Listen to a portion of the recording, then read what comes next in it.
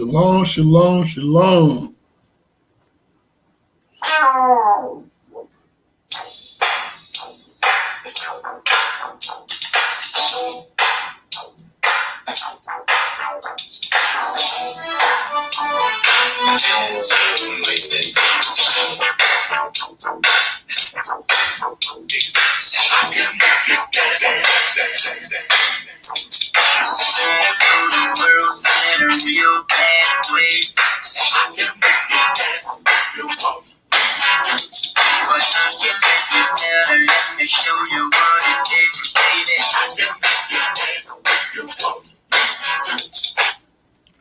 Shalom, shalom, shalom. Time to get it in. We're going to see who makes somebody else dance. Hey. Shalom, shalom, shalom. Brother Juan, how you doing? Pretty good, pretty good. All right, all right. I was playing a little song back in the day that said I can make you dance if you want me to. So tonight we're going to see who's going to be dancing. Well, if your friends don't dance, they're no friends of mine. All right, waiting on them to come in. How you doing? You been doing all right? Yeah, I've been doing fine. How's it with you? I saw that you had a little one with a birthday. How about that? That was cool. Yeah, my grandson. That's my boy. Dude, you have a grandson? Jeez. I got 3 grandkids, but everybody's out there making me feel old. Yeah. Grandson. Go ahead.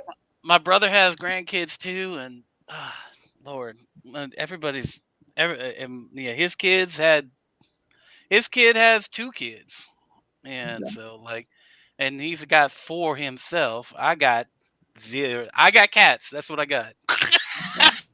Okay. And my cats don't have kids though, so that's fine. That's how we roll. We make sure that our cats don't have kitties. That's what.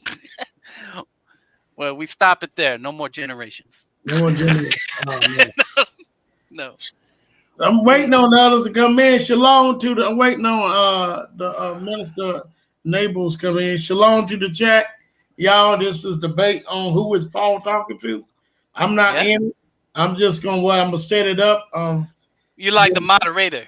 I'm giving one first 5 minutes. He's gonna make his open statement. The other guy, Minister Normals, Yanakota, Minister Neighbors. I'm sorry.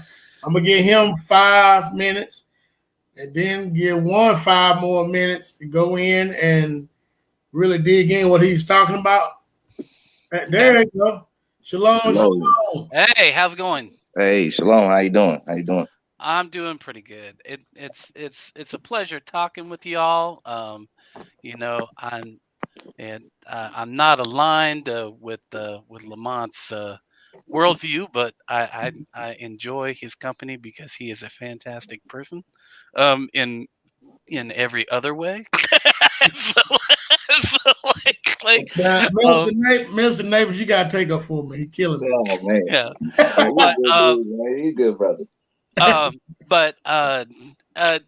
Okay, so basically, I don't hold know. Hold on, before we start, y'all. Before we start. I'm waiting till people come in. I think Brother Eric gonna come in. Okay. I hope he do in case if y'all got something y'all want to put up on the screen, he can put it up and I can share it. But we can get started before him. Shalom, Brother Eric. Are you coming in? It's him right here. As a matter of fact, I'm gonna get a shout out. Matter of fact, I want both of y'all to greet the chat real quickly, and then I'm gonna put the chat's name up here. Juan, you can go ahead just real quickly greet the chat. Let them know what you stand on, and then Brother Minister Neighbors can come behind. Well, all right. Well, chat. I am a friend of Lamont's from way back, and I come here as a sometime Christian, and I how do I put this? I do not. I'm not really a practicing Christian. I don't go to church on a regular basis, and have not for a long time. but I still get in the Word, as it were, on a very regular basis, probably more than when I did go to church. Um, I have, let's just say, my credentials are only baccalaureate level. I took some New Testament in college, um, and I enjoyed that and kind of kept it going, but like in a dilettante sort of way. I have no credentials. I'm not a minister, and I don't have an MDiv or any such thing. So I don't have a flock. Um, so yeah, it may be that the person that I'm talking to might have better credentials than me, and if that's how it is, then great for that person. Um, but but generally speaking, I work in corporate America, and I have a lot of cats. I have a cat ranch out here, and I have a lovely wife, and we just chill with our cats and try to make the best of it in this weird world we have. All right, is that kind of what you wanted? Good job. Good job. Go ahead, Jonathan. Good job. All right, I guess it's my turn. Well, those of y'all that has been on Kadar's channel before, y'all know who I am. I'm Minister Neighbors. My Hebrew name, my tribal name for my family is Yanakotha Yehuda ben Douglas. I am an Israelite by blood. I am a descendant bloodline of King David of the tribe of Judah. And my credentials as far as that goes is, I got my minister license and all of that. But, I've been researching the scripture since I was in discipleship program, I guess when I was about 10 years old when I was placed in that. And that was an adult program, and we were learning from rabbis and other folks, and it was all theology, but it was never what the scripture actually said. So like the brother say here, he walked away from church, he ain't really been part of the church. I'm not a church person. I'm not a Christian. I don't take up any of the tendencies of Christianity. I am a Israelite who happens to follow his lineage, and I follow the Torah. Okay. Yeah. Do you want to talk some more? Because I had a question. If that's Hold up before we get a question. Before we get started. I want to give a shout out to the chat. I always want to do that. Shout out to the chat. What's happening, family? Shalom. I'm also hold on. I gotta send Brother E this link. I thought I sent it to his email. I'm gonna do this right quick, and I'm gonna put the names up on the chat right before we get started.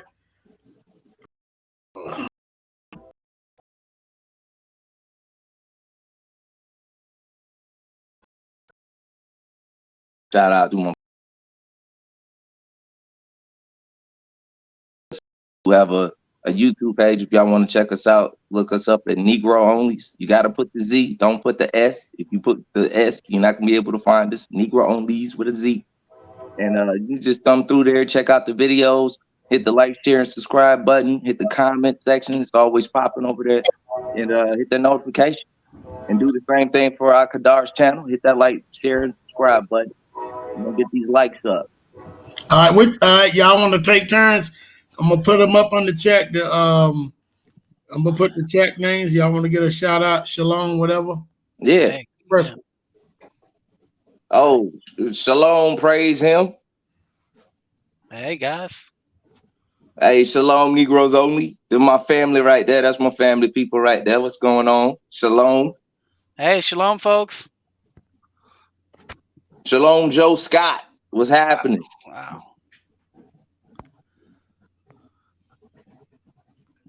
Shalom, Soy. Shalom, brother. Hope you're doing well. Soldiers of Israel. Shalom. There you go. All right. Nature's Graffiti. Shalom, sis. That is a cool name, Nature's Graffiti. That is awesome. Right, you know. Like, Deprogrammed. Okay. Yeah. observant, deprogram. Shalom. Shalom. Dropping vocabulary words on us today. Tawana Masi. Shalom. Shalom, No, Tawana. sister. That brother E right there. What going on? Oh, brother E? Ibri. All right. I've talked to that guy before. I know that dude. He's a good dude. Hey, Ibri, I put the link in the chat, so come in. And he just coming in just in case if y'all got something. There you go. All right. If y'all got that something, dude. I like that dude. All right. There y'all. There y'all. Amara, Yasharal. This is fun. Oh, y'all tackle that one right there. Can y'all read that one? Shalom, shalom. Can y'all read that name? Everybody read I don't know how to pronounce it. It says there's a Q in like and it's like Israel but without I. And then live one. Is that right? Yeah, I would say good job. Real live one. Is that the right way to say it? Shalom. I don't know how to say your name. Hey, we got the Queen Bee on here. Oh, what good. Lynn Yasharal. Shalom. Shalom, sis. That's my wife right there. Shalom to my wife. Shalom. All right. Props. All right, y'all. Props to the married people in the house. Yay. All right, so let's get it started. Yeah, I'm jealous of y'all because I'm not. Look, this guy. All right. My brother E, you want to say something before we get started? Okay. Hey, shalom, shalom, and blessings to everybody. Hope all is well. Glad to be in this fellowship. Glad to be back with Mr. One. Good to see you again. Back at you, man. Back at you. Absolutely, absolutely. And brother Yanakota, you always know it's a blessing to be in fellowship. He was hitting us up this week, letting us know how the celebrations and everything was going. So glad for that, man. Shalom to everybody in the chat. Let's get into it, man. I'm just glad to be here. All right. So this is how we're gonna do it, y'all. I'm gonna give you 5 minutes. I'm gonna put my clock. One, you have 5 minutes. Your opening statement, 5 minutes. Ain't nobody gonna interrupt you. All right. Remember, 5 minutes, whatever you want to do, and then if he wanted to present his whole case, I mean, I'm not gonna stop you. You once you get on the roll, you want to keep going. I'll let you get it all out. Let's do 5 minutes. It's 5 now, and we'll then I'll get with the 5 minutes, and then Yanakota, you get 5 minutes. Then after that, let's do a 3 minutes. Get into it. What you talking about? Yanakota do a 3 minutes. Then after that, y'all can ask questions for each other. How about that? Okay. All right. All right.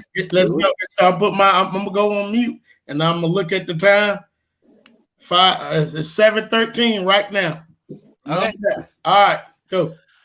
All right. Okay. I'm just gonna come out with it. I hope that we were talking just about Romans here, because honestly, 13 of the New Testament books are attributed at least to Paul, although not all of them were actually written by Paul. But one of the ones that's pretty much undisputed, definitely is Paul, is Romans, and I feel like I have an insufficient understanding of y'all's worldview. So if you feel like correcting whatever I say in this 5 minutes, go ahead, because I really feel like y'all have me at a disadvantage. I have watched some of your content since I was welcomed into your fellowship as a guest the last time, and I think I watched some of Brother Ibri's content. So my understanding, and please again correct me if I'm wrong, is that y'all think that Paul is only talking to your group in Romans.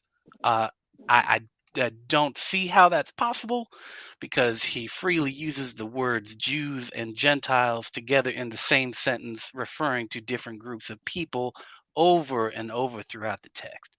And what he is trying, at least in the tradition that I grew up in, is to reconcile is his own Judaism, but he is looking to work out the new covenant that Jesus has given to expanded to all creation, and he does that in a number of verses in Romans.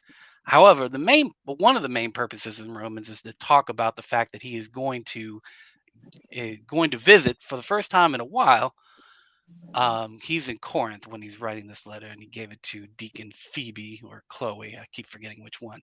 It's OE somebody. Anyway, and she's delivering that in advance of his arrival. And it seems to me, and it seems that the text tells me, that he is getting ready to do a big mission trip to Spain.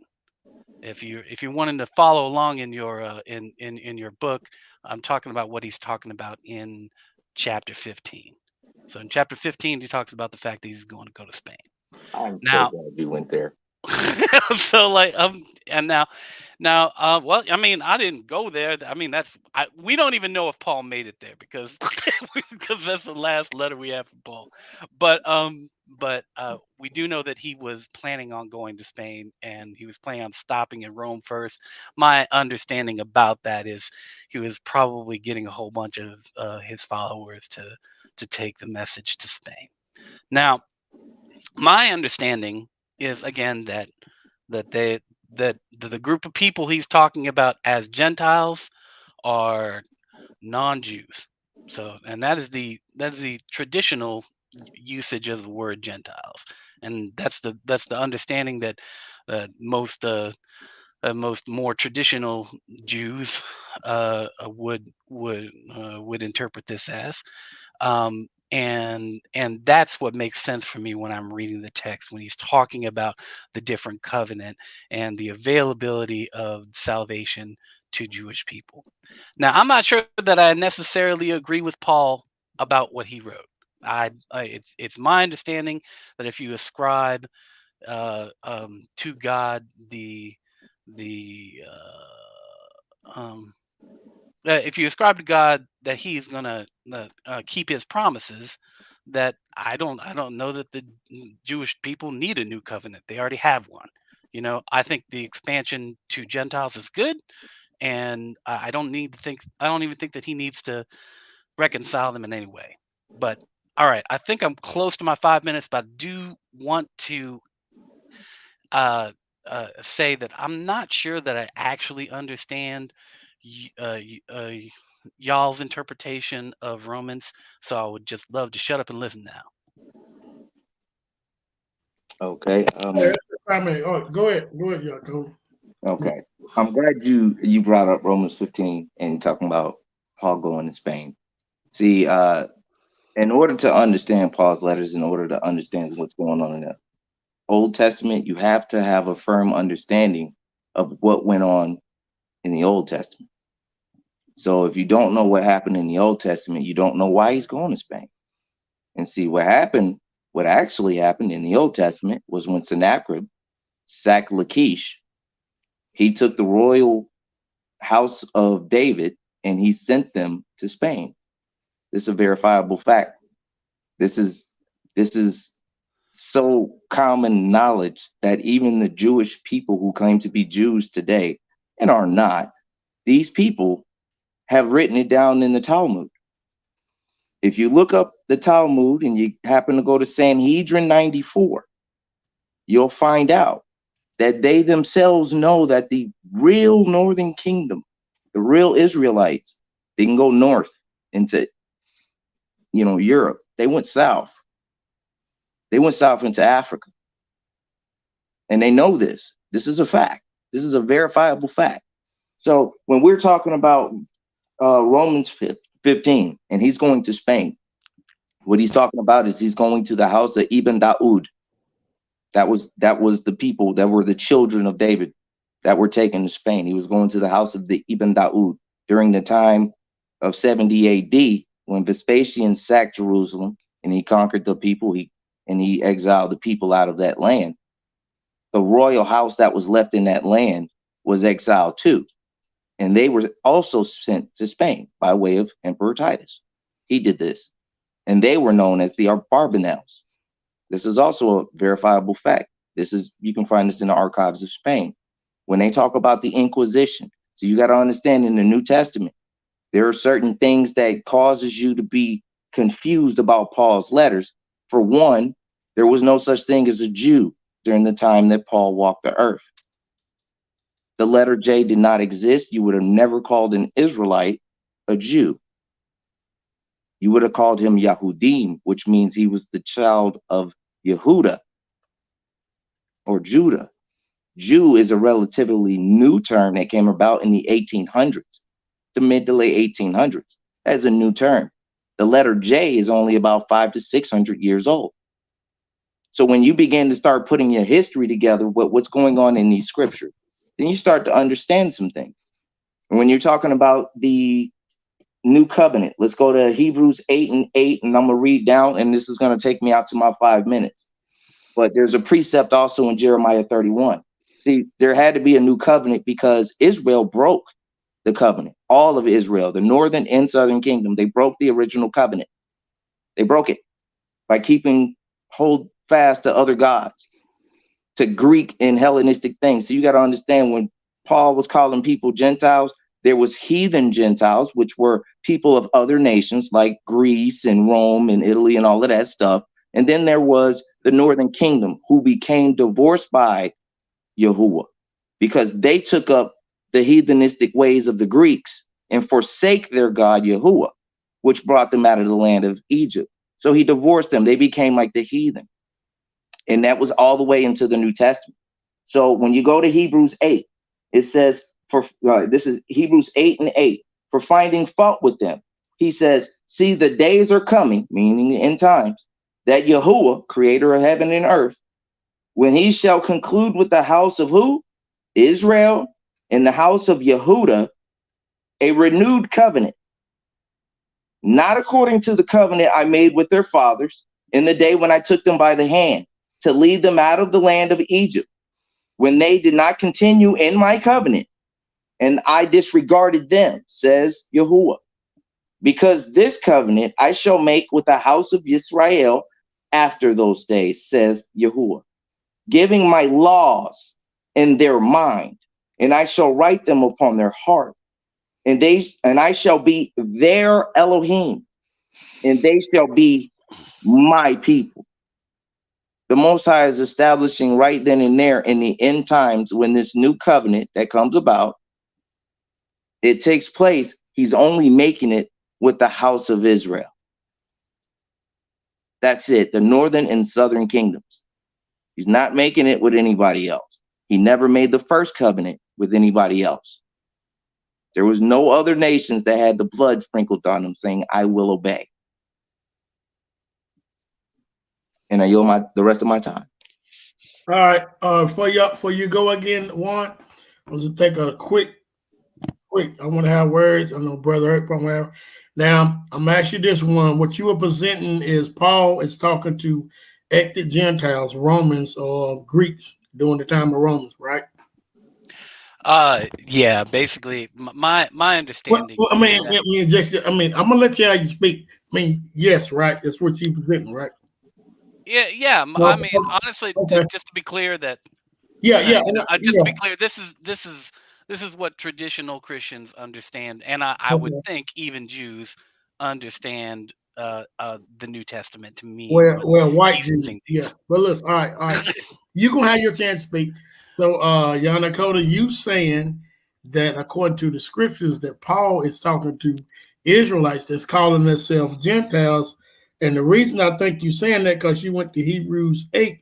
So if Paul would have been talking to ethnic Gentiles, they would be listed in the new covenant or the renewed covenant, right? Exactly. All right. Okay. Brother, something else you want to say on this so far? No, not much. Just interested to see what comes out moving forward. All right, Juan, you can have this 3 minutes now. You All right. get dig right in it. It's 7:25. All right, go ahead. All right. Well, okay. So I don't think that interpretation makes much sense to me anyway. In if you look in Romans 9, okay, in Romans 9, and actually this is one that our friend Lamont pointed out the other day. He was like about uh, will have loved Jacob and hated Esau, right? But he goes on to say, so then he has mercy on whomever he chooses, and he hardens the hearts of whomever he chooses, and he keeps going on with this. And I said, what if God, desiring to, this is verse 22, what if God, desiring to show his wrath and make known his power, has endured with much patience the objects of wrath that are made for destruction? And what if he has done so in order to make known his riches of his glory for the objects of his mercy, which he has prepared beforehand for glory, including us, whom he has called, not from the Jews only, but also from the Gentiles? Indeed he says in Hosea, those who were not my people, I will call my people, and her who was not beloved, I will call beloved. And the very place where it is said to them, you are not my people, there they shall be called children of the living God. And Isaiah cries out concerning Israel, though the number of the children of Israel are like the sand of the sea, only a remnant of them will be saved, for the Lord will execute his sentence on the earth quickly and decisively. And as Isaiah predicted, if the Lord of hosts had not left survivors to us, we would have fared like Sodom and been made like Gomorrah. What then are we to say? Gentiles who did not strive for righteousness have attained it, that is righteousness through faith, but Israel, who did strive for the righteousness that is based on the law, did not succeed in fulfilling that law? Well, why not? Because they did not strive for it on the basis of faith, but as if it were based on works. They have stumbled over the stumbling stone, as it is written, see, I am laying in Zion a stone that will make people stumble, a rock that will make them fall. And whoever believes in him will not be put to shame. There's no qualification of the word whoever. I end my time. All right, he in this time. You ready? Yanako is 7:28. You ready? All right, because yeah, I'm ready, because all we have to do is go to verse 25. This is what we know as precept. See, when you're reading scripture, you must read line upon line, precept upon I precept. did read that. I did read that line. Hold up. Hold up. Come on, man. You had yours. You didn't interrupt. So, like I was saying, when reading scripture, we must read line upon line, precept upon precept, here a little and there a little. So let's go here a little and there a little, precept upon precept. What he's talking about is Hosea chapter 6, 7 through 10. Also, Hosea chapter 9, 16 through 17. This is talking about the northern kingdom, who Yahuwah said are not a people, which is why he divorced them. Don't believe me? Let's go here. I got the scriptures. Let's go pull up Hosea real quick. Excuse me. Hosea. Wherefore art thou, Hosea? Excuse me as I'm pulling it up in my scriptures here, y'all.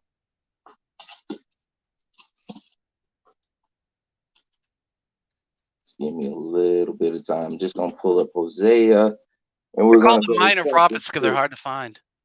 All right, and we're gonna go to verse 7.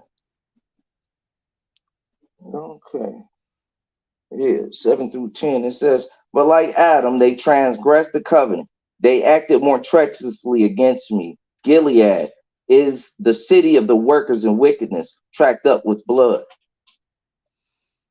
As the bands and the robbers lie await for a man, so as the company of the Kohanim a murderer to a shekel. For they have done wickedness. I have seen the horror of the matter of the house of Israel. The whoring of Ephraim is there. Israel is defiled. Also, a harvest is appointed to you. O Yehuda, when I turn back to captivity of my people. The Most High is very clear here. The Most High is very, very clear here.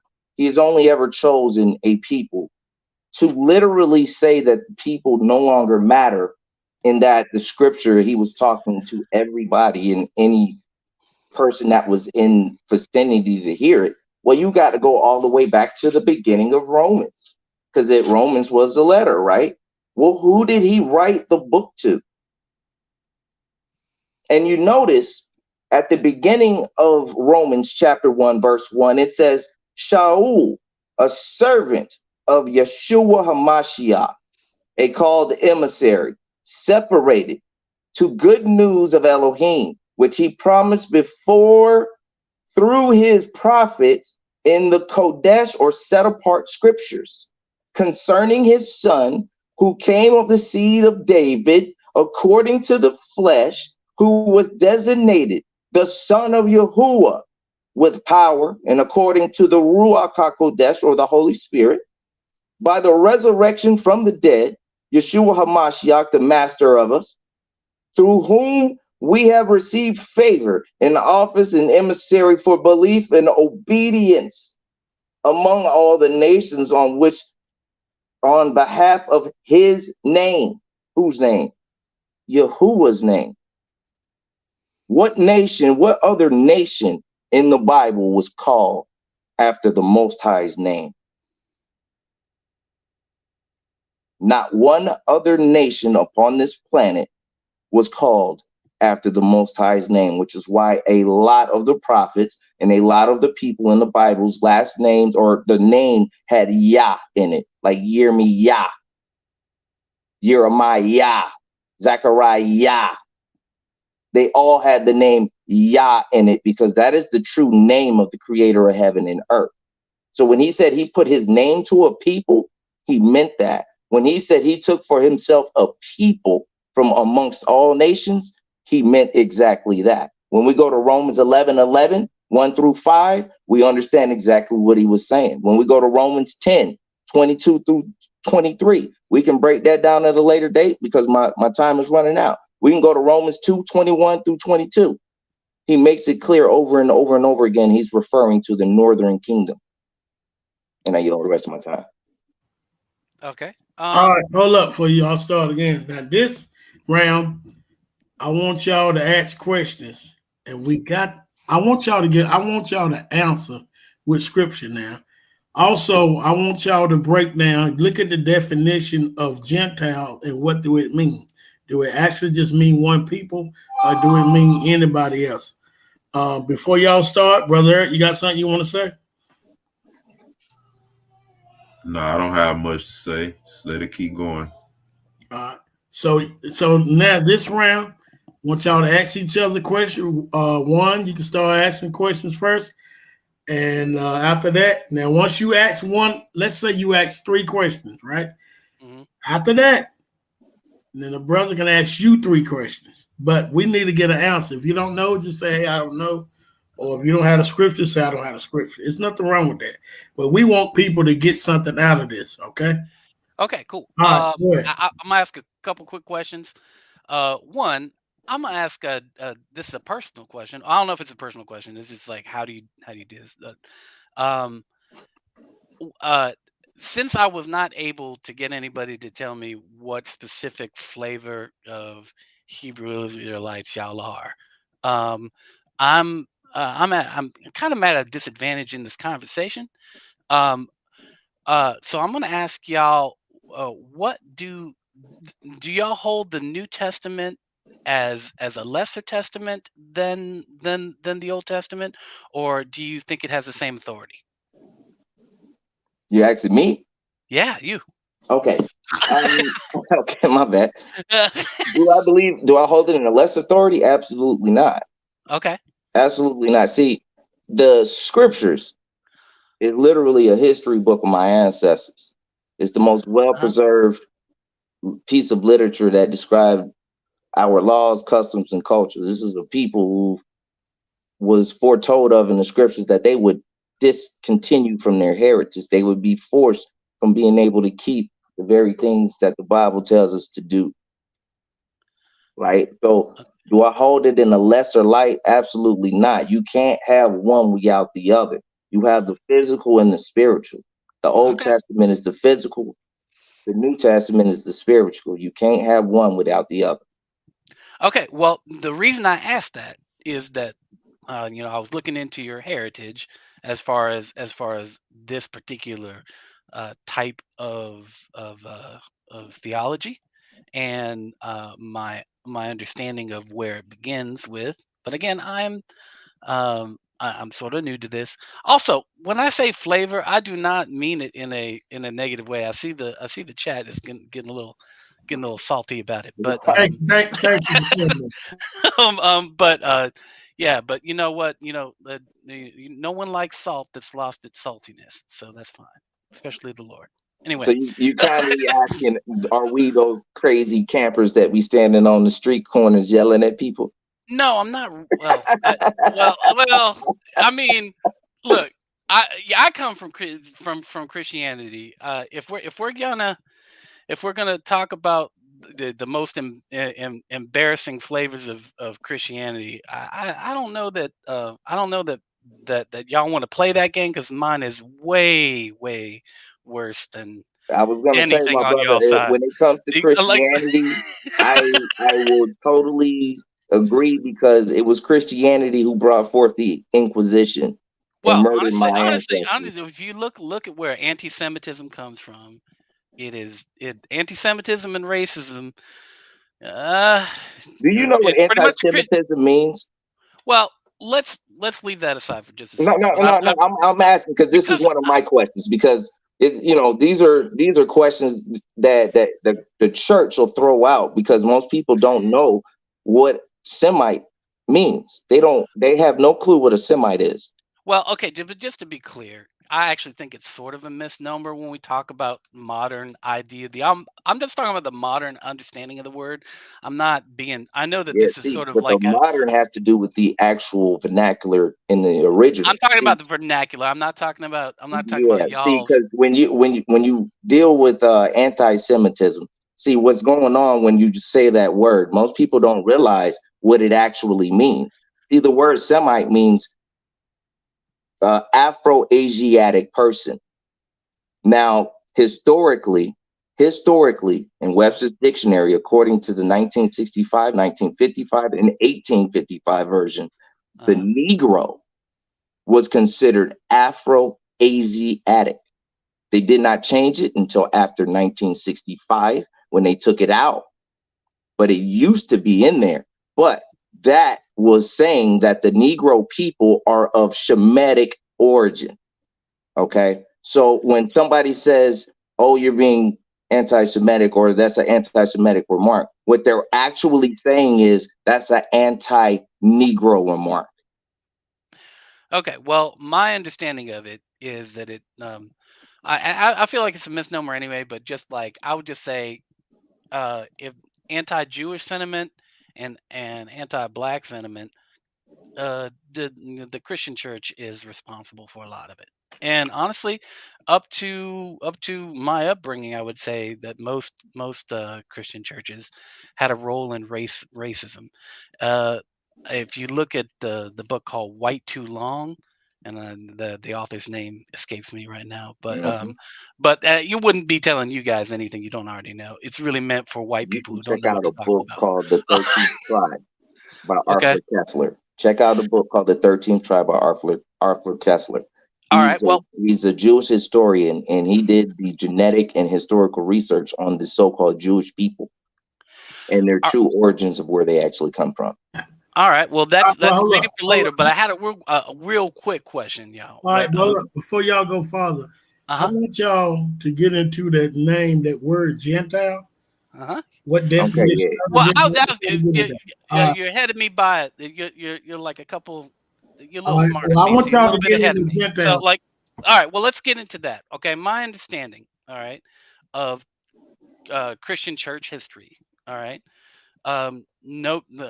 indicates that, whether or not you agree with the translation of the word Gentile is this or that or the other. The basic fact of history is that he was talking to some people who are not among your tribe, or the Catholic Church as we know it would not exist. Do you understand what I'm saying? Nah, you confused me with that one. Say it again. All right. Well, the Catholic Church, right? Mhm. Likes to go back to Peter or whatever with that stuff. But the worship of Christ, is a thing that happened, and it happened with people that were not of your tribe. And so when my question is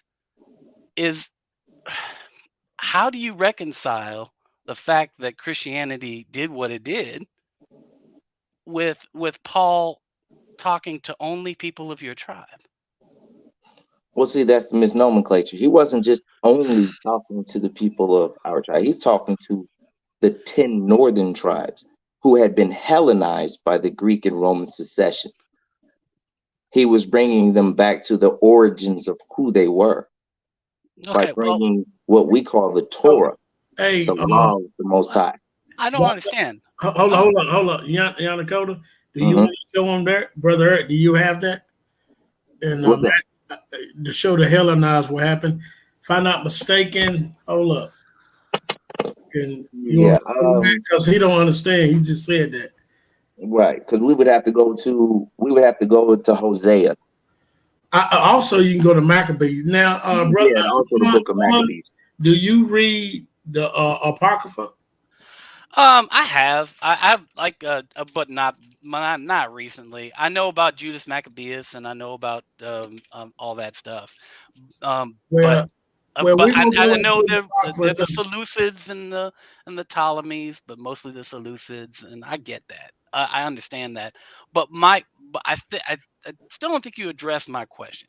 And my question is basically, if Paul is only talking to people from the 12 tribes, the word Gentile doesn't mean much. You know what I'm saying? All right, that's why I want y'all to get to the definition of that. Like, But Maccabees explains Gentiles too when you go to Maccabees. But I want you to get in that Yanakota to the definition of Gentiles. That's the problem we have. Right. People think Gentiles means only quote unquote white people, and that's not true. Right. Not true at all. That's well, not true again, at all. the word white is not a good word to use. Well, I'm using that because I want you to understand. But people think Gentiles means Romans, Greeks, or Japhet, and that's not true. Well, that's what I Okay, understand it to mean. all right. Basically, anything not Jewish is Gentile. All That's right. So, so go ahead, Yanakota. You can have So- this. I don't want to get into it. Okay, so what you got to understand is you got to understand that there were two types of Gentiles. There were two types of Gentiles. There were your uncircumcised Gentiles, and you had your heathen Gentiles. And they would talk about the uncircumcised all throughout the New Testament. And that's the reason why I brought that up. Mm-hmm. See, they were called uncircumcised Gentiles because that goes all the way back to the covenant between Abraham, Isaac, and Jacob, between the Most High, that they would be circumcised in their foreskin. Like I said, you have to go back to Hosea 4:17, Isaiah 7:8, Isaiah 7:9. See, the Samaritans were the northern kingdom. Okay, you got to go to John 4:17, and also John 4:12. All of these scriptures are letting you know that it was the northern kingdom, Ephraim, who was divorced, and because of that, they became Gentiles. They became strangers, not to us. Well, not only to us, the southern kingdom, those of us that are from the southern kingdom, but they also became strangers to the Most High because they forsook his laws and they forsook his ways. to take up the practice of the Greeks and of the Romans by worshiping polytheistic gods. You understand what I'm saying? So you got to understand that it's much deeper than just, oh, it's a Gentile, and a Gentile is somebody who's, no, it's not always that case. This is the reason why they specified heathen Gentile from uncircumcised Gentile. They're making a distinction between the two. A heathen Gentile wouldn't know anything about circumcision. They did not practice circumcision like that. The Romans didn't do it. The Greeks didn't do it. Cush didn't do it. Nimrod and them didn't do it. The Egyptians didn't do it. We kept that law. That law was given to Abraham, Isaac, and Jacob gave it to his 12 sons, who taught it to the rest of the nation of Israel. Okay. Well, my understanding is that in the time of Paul, that there were a bunch of, I don't know how to put it, other than to say wannabe Jews, okay, hanging around synagogues, and they were what you would have described as the heathen, and they hung around, and that is my understanding where Paul got a lot of his converts. And the question that he was who said about, that he converted the heathen Gentile? There's nowhere in the scripture that it says that he could. It says the word heathen in Greek over and over and over and no. over. See, this is why you must not. This is why you must not. See, I don't go from the KJV. I don't do anything that's been translated from the Greek into so-called English or Latin or whatever, because there's a loss in translation. You've gone through 4 different languages thinking you're getting the 100% translation of what was actually said, which is why I read it from my Bible. Hold on. This is why I read it from my Bible. My Bible was translated from the Hebrew. So I don't care what the Greek said. I don't care what the Greek said. But Paul I know what the Hebrews say. Paul was a Hebrew. He was from the tribe of Benjamin. But he wrote in Greek. He spoke Latin as well. So a lot of Israelites spoke many different languages. That didn't make him of that nature. I don't know what to say, man. But look, hold up. That's like hold on. That's like me living in America, right? That's like me living in America. But I can speak 3 different languages. Does that mean I'm from 3 different nations? No. That just means I'm well versed and well learned. And he was well versed and well learned. He was trained. If you write a letter if you write a letter in your second language, that letter is still written in the He also wrote Romans in Hebrew. It was written in 5 different languages, to be honest with you. But listen. Okay. So my question is about Hebrews, what you went there. The one, if Paul, the question is what Yanakota put out on his first statement, and he read Hebrews 8, right? So if Paul's waking up real people that call Romans, right? And what you said in Greeks, why are they listed in the New Covenant? This is the thing. That's what he read off the first statement. You got to prove why they listed in the New Covenant. I mean, if the Messiah died for them, shouldn't they be listed? This is something you didn't answer. They should be even mentioned. Yes, it should be even mentioned. Well, I mean, if you're going to say the word Gentile doesn't mean Gentile, then of course they're not mentioned. But I think that the word Gentile means Gentile. So let me go back and read it again. Let me go back and read it again to refresh your memory, so that way you know exactly what we're speaking of. Because Hebrews 8:8 is actually a precept to Jeremiah 31 and 31. He's actually quoting from Jeremiah. You understand what I'm saying? But Paul didn't write the epistle to the Hebrews. Are we not talking about the New Covenant? Did not Paul teach about the New Covenant? Paul didn't write Hebrews. I'm sorry. It doesn't matter. Did he not teach about the New Covenant? Yes or no? He did talk about a new covenant. Okay, then. So it doesn't matter who wrote it. Jeremiah wrote it. He spoke on it, and so did everybody else. It was just recorded in the other book of Hebrews. So we're going to go to Jeremiah, the original writer, because I knew you was going to say that.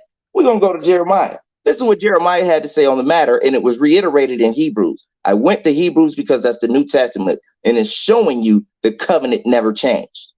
Check this out. This is Jeremiah 31 and 31. See, the days are coming, declares Yahuwah, when I shall make a new covenant with the house of Israel and with the house of Yahudah, not like the covenant I made with their fathers when I took them by the hand to bring them out of the land of Mitzrayim, my covenant which they broke, though I was a husband to them, declares Yahuwah.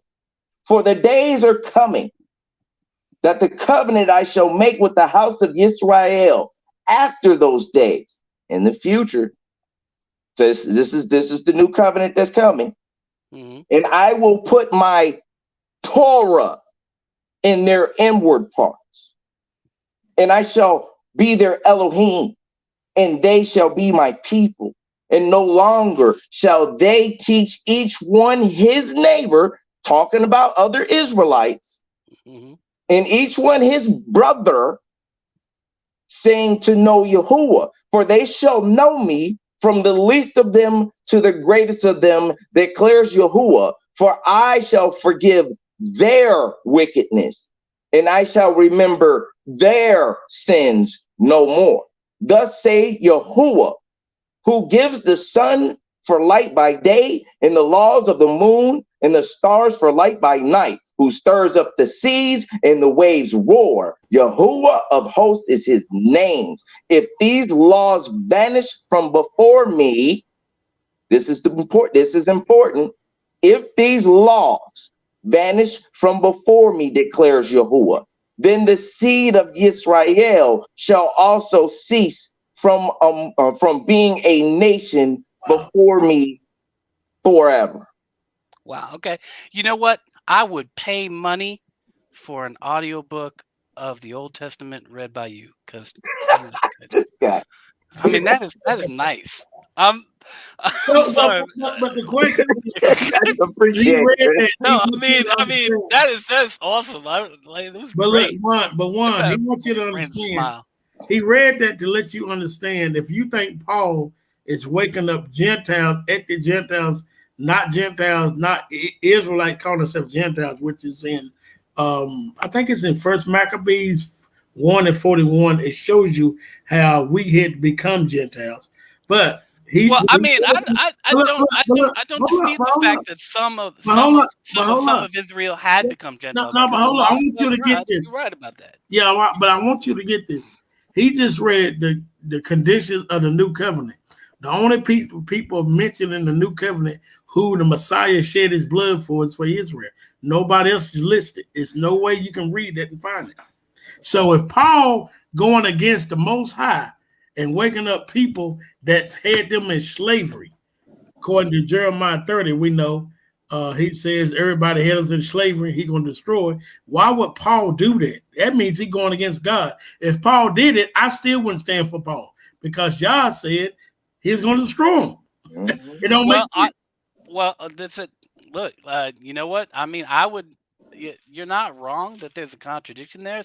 If you read it like I read it, Paul it's not a contradiction. It seems like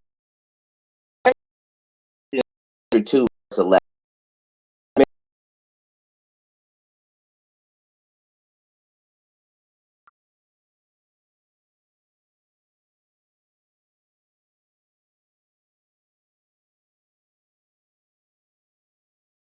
Size, made in the flesh by hands. So now your narrow definition of uncircumcised is correct because it's narrow, right? But it could be wider than you think it is, and that is in fact what actually happened. Yeah, what actually happens is the Christian church. Circumcision, bro. You can't have another kind of circumcision. Well, I'm saying you have a narrow definition of uncircumcised, meaning a small group of people who should have been circumcised but weren't, and I have the wider group of uncircumcised, which includes people who never thought about being circumcised until they met somebody who believes in Messiah. And then after that, then there was the question of, never given to them to be circumcised. So you got to understand that is a covenant between the seed of Abraham, Isaac, and Jacob. It wasn't given to everybody to do that. If you go back and you read the law of circumcision between the Most High and Abraham, he never said to tell the whole world to go and do this. Well, that was a sign between him and his seed forever. Then how do you reconcile Luke Acts, which is written by a Gentile? by the understanding that I'm talking about. Yeah, see, Physician Luke is not. At some point, my brother, you got to understand, you're probably going to have to change your position or your understanding. Because, see, I had to do that myself. I told you, I was raised in theology. I know the theology ways better than you do, which is why I'm telling you and taking the time to slow this down for you. I'm telling you what you've been taught was a lie. But how would it's called this is another inclusion. question. That's another question. I have another question. It's called inclusion. It's called the 501c3. See, you got to understand something.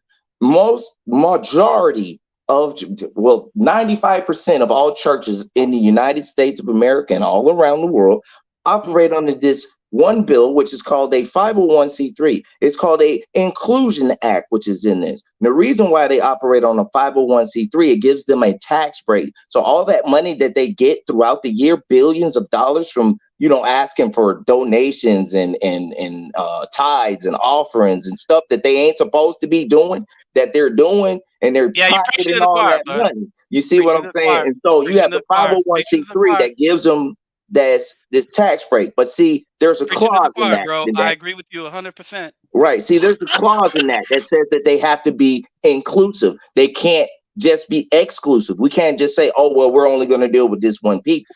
Well, see, the Bible contradicts that theology. The Bible contradicts that because the Bible, the Most High never said he dealt with any other nation. From the beginning of the book to the end of the book, he is talking about the children of Israel. We can go all the way to the last chapter of Revelation, and I guarantee you he's still talking about the children of Israel. Okay, so I think I'm not phrasing my question in a way that gets me an answer. So I'm gonna try to rephrase it again because apparently I'm not doing a great job of communicating. So I'm gonna try it again. All right. So all right. But the question is, Paul's been all these places, right? Mm-hmm. He's going around what we know as Europe and just basically the Mediterranean. That's what he's doing, right? Yeah. Spent a lot of time in the Mediterranean, and my understanding of what you've been telling me all this time is that he's going to each and every place and making sure that each of the people that he ministers to never talks to anybody who is not of the brotherhood. Is that my understanding of you guys, or have I misinterpreted what you're saying? Yeah, check this out, y'all. Two things. One thing is that let's bring out brother. Do you have Second Baruch 72? You can pull it up. Yeah, I got it. All right, and also Yanakota with First Peter. I was in Revelations 21 and 21. I was going to bring that out. Okay, well, we get a chance. Also bring First Peter because we know the Gentiles had no meaning to be scattered, right? Big facts. So First Peter explains who was scattered in the lands of what he's talking about. That's why I asked you that. Brother Eric read that the other night. You remember that, Brother Eric? Yeah, I remember. Matter of fact, if I may go ahead and bring out Revelation, because remember, go ahead. Remember, I told y'all at the end of the whole Bible, you got Revelation. It's the last book. And in the last book, we're going to go to Revelations 21, and I'm going to start at verse 21. And the 12 gates were 12 pearls, and each one of the gates was single pearl, and the streets of the city was clean gold like transparent glass. There's 12 gates to the kingdom. Which gate says Gentile?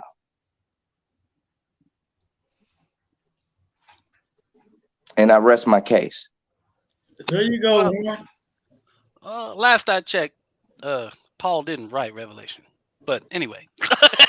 So wait. Because Paul didn't write Revelations, the end time prophecy that everybody knows that this is the end times. This is what's going to happen. You're talking about that there is salvation that Paul was talking that he could teach to the Gentiles and that they would be saved in the end times. Well, we went to the end times. I just went all the way to the book of Revelations because the end was shown to him. Okay, we're going to go there and we're going to see he read Daniel and then had some mushrooms. We can go there too, but I guarantee you what you're not going to see is that there's 12 gates to the kingdom. You're talking about the Gentile. Well, listen to what I got to say. You're talking Gentiles can be saved. I'm saying there's 12 gates to the kingdom, right? That the righteous get to walk through. Whether you're a Gentile or not, you're stating that they can be able to walk through whatever gate they want to. Even though the scripture strictly tells you that there's 12 gates, and on those 12 gates are the 12 tribes of Israel. And at those gates are angels keeping those who are not of that tribe out of that gate. So I'm asking you, because Paul's not wrong here. Your understanding of what he's saying is wrong. See, he never was talking to the Gentiles. If the Gentiles happen to hear and they wanted to latch on, that's fine. I'm not saying Gentiles are not allowed to keep the Torah. What I'm saying is the promise of salvation does not go to them. That's St. John 4:22. Salvation is of the Jew. So what I'm saying is your argument solely based off of your misunderstanding and misinterpretation of Paul's letters is leading you down a false narrative that has been perpetuated by the theology of the Christian church.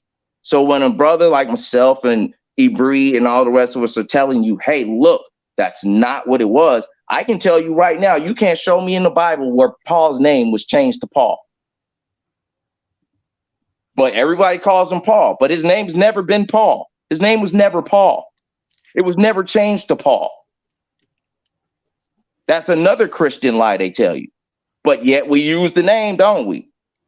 You have to shed your mind of what you thought you knew. Empty your cup so it can be filled. Okay, his name was Shaul. He was a Benjamite. What he showed you in Revelations 21:12 about the 12 gates, right? You got to be straight up. You got, like I said, I want people to learn. Come on now. You can't go against that. Come on now. Well, honestly, that's another thing. I forgot to ask this question a long time ago, and I feel stupid for not having asked it. But honestly, like the comments already think I'm stupid, so that's fine, guys. I get it. It's all right. You can say whatever you want about me. I get it. But you have to understand. I have in your religion, I don't know. We're not religious. We're Sunday school. Religious. Well, in your belief, in your belief, I am. Maybe I've been to Sunday school twice, so that gives you an idea. But I would say, I was asking you earlier about like the authority of the scriptures, and like, did you believe that the New Testament has the same authority as the Old Testament? But what I forgot to ask, and I feel stupid again for not asking this, are you guys believers in inerrancy? Yes or no? In what? Inerrancy. What are you talking about? You have to explain that one. Whoa, okay. All right. So, okay. Do you believe that the Bible is without error? Well, error with the translation, it's some error because it depends on which Bible you're reading. You read King James, yeah. I don't know whatever one you're reading. Do you believe King James? The King James 1611 even got some error because remember the heathen, the ones that enslaved us, translated the Bible to their language. So not to mention there wasn't originally 66 books of the Bible. There was more like 188. But we're not going to go there. Yeah. So is it infallible? That's a great place to go because honestly, there's. Is it infallible as far as the words in the book that we have now? Is it infallible? Yeah. In the wrong hands, absolutely. In the wrong hands, it's absolutely the most dangerous thing a person can have. It wouldn't fit nothing what you trying to bring out. I'm talking about the content. I would say that are you like for again, are you a young Earth creationist or are you a? I believe like what the Bible say 100% when they talk about creation story because I've read the Apocrypha, I read the lost books, I've read the Dead Sea Scrolls, and the one thing I look for is commonality, and they all tell the same story. The books of Enoch as well. Most people don't agree with them, but I don't really care. When they line up with the scripture, there's nothing you can argue with. You just arguing with opinion and self at that point. So do you believe, like as far as like creation goes, like do you believe it Hey, look, but was we 7 getting off days? subject right quick. We getting Well, off. the What? reason I'm asking this, there's a purpose in me asking this, Yeah, like but Okay. it sound like this one guy head is on here talking about some secrets. Come on, let's stop. well, there's no secrets. I'm not trying to talk any business. Yana But, Cody, like, you don't mess them up so bad. He talking about the least of the Bible. Come on. well, okay, well, but just to be clear, I think I am an outlier when it comes to Christians. I grew up in the evangelical church, and then went more mainline as I got older. But one thing I could never really get was like the idea of inerrancy in the Bible. And honestly, I'm not sure if I'm on board with a lot of what seems fairly mainstream about about God's characteristics. Like I'm having trouble.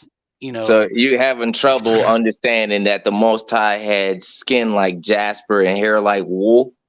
Nah, I didn't believe that the Most High was white. I'm not stupid. So Yeah, you have a But problem with the I did grow up Messiah in the church. being? with the picture I he grew up in showed the me, he church. believes like her. But look, I don't want to go there. But listen, I grew up in I grew up in, but you're right. I grew up in a church where the pictures of Jesus were brother white Eric, and I they want you talked to about pull up that. all that stuff. But look, I But I want you to didn't believe read. in that. But I want you to read some one, brother. Okay. Eric, can you pull it up? Second Baruch 72. This is where also what Yana Cody was bringing out. Yana Cody did a good job.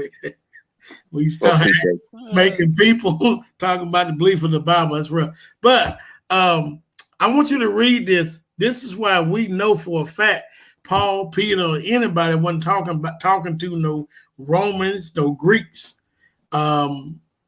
Second Baruch 72 explains that. Brother Eric, you say you got that? Oh, here we go. I got it up here, I think. No, he got it right here. I want you to read this for yourself. I want you to tell me when you read it. I want you to tell me the truth. Go ahead. Let me make it bigger. Read it out loud for him. Oh, you want me to read it? Okay. Yeah. Now also hear about the bright lightning which comes at the end following these black waters. This is the word. After the signs have come, of which I have previously told you, when the nations, and I understand your nations, become confused, and the time of the anointed one comes, he will call all nations. Some of them he will spare, some of them he will kill. Therefore, these things will befall the nations which will be spared by him. Every nation which has not known Israel and has not trodden down the seed of Jacob will indeed live. And this is because some from every nation will be subjected to your people. But all those who have ruled over you or have known you will be delivered up to the sword. Okay, that brings up a new question. It's not related to the Romans discussion, but how's that going to come about? All right. This right here is something that Paul, Peter already knew. And Jeremiah 30 says the exact same thing. He says, all nations devour you shall, Jeremiah 30:16, all nations that have devoured Israel will be devoured, every last one of them. Why would Paul, Peter, would try to wake up and save Greeks and Romans when they had them in slavery? Come on, man. Just tell the truth. It don't make sense. That's why I asked you to read. Remember, you just read all nations that trotted at Israel will be killed, and the nations that didn't will be spared. They will be handsmade and servants, according to Isaiah 14, verses 1 to 2. It tells you that Isaiah 14.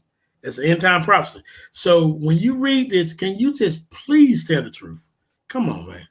What am I lying about? I'm sorry. If you think Paul is waking up Romans, they had Israelites in slavery. It don't make sense. Why would he do that? He going against the Bible. He going against the scrolls. He going against Yah if he's doing that. That's the problem. That's what we're trying to let you see. Paul did not have any compunction about going up against anybody. If you read his stuff, he didn't have a compunction about talking to members of the 12. Can I interject? If I may interject. What exactly do you know about Paul? Well, I know that he was a cantankerous Pharisee who, for whatever reason, is no longer with his wife. He had chronic pain problems, made tents, and traveled basically everywhere trying to tell people that he thought the war was going to end before he died. Am I close? Not even you didn't even you weren't even close at all, like at all. No, Paul, that ain't even sum him Also, up he's at all. basically First of asexual as all, well. He's basically asexual. allow me to enlighten you on who Brother Paul was. See, Paul's name was never Paul, he was Shaul. His name was never changed. His name was always and will always be Shaul. See, Shaul came from the tribe of Benjamin, and according to his lineage, he was a proper Benjamite, which means his mother and his father both were Benjamites. He was raised to understand Torah. He was taught the ways of Torah by the Levites. Then he was taught the ways of Talmudism from the Pharisees. See, you don't understand the difference between the Pharisees and the Sadducees. See, the Pharisees were Edomites. The Pharisees were set up by Herod. They had their own books and laws called the Talmud. They taught Kabbalahism. See, this is the reason why they hated the Messiah so much, because he told them to their face the traditions of man were of no effect. But the traditions which Moshe set down from Mount Horeb and from Mount Sinai was absolute, which is why when they asked, the Pharisees asked the Messiah, well, who were you sent here for? He said, I was not sent to the Gentiles. I was sent to the lost sheep of the house of Israel. Paul, or Shaul, having been converted by the Messiah to now begin to teach Torah to his brethren whom he persecuted, whom he personally persecuted. You know how hard it is to spare words with a disciple of the Messiah and win? That's how well learned in Torah he was. He was so well in Torah, he was so well learned, he shut Peter up. That's why I said he had no compunction about talking to the 12. No, you That's don't understand. literally what I said. No, you don't understand. When they charged him for teaching to the Gentiles, he shut them up. The reason why is because he was under a Nazaritic vow. That's also in Romans. This is the reason why when he came back to Jerusalem, he was made to cut his hair, and the other prophets as well, when they were done with their time of being the vow of a Nazarite. When their time of that vow was fulfilled, they would cut and wash their hair. So when he came to Jerusalem, he was made known that they were coming to accuse him of teaching Gentiles who were heathen. He had not yet got a chance to even cut his hair, which means he was not even allowed to lie. Therefore, when he responded after they asked him, were you teaching heathens? He said, no. But if they are in the earshot of me speaking, I'm not going to dim my voice for them. So you got to understand the type of man Paul was. See, Paul was mistaken for an Egyptian. He also spoke Latin. He spoke Greek as well.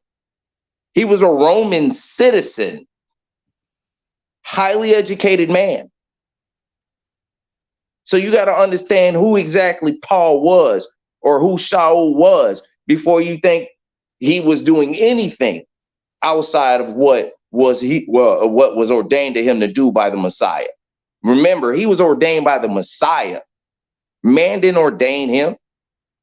He was converted by the Messiah himself. So who is man to sit there and testify against him as if they don't have sin?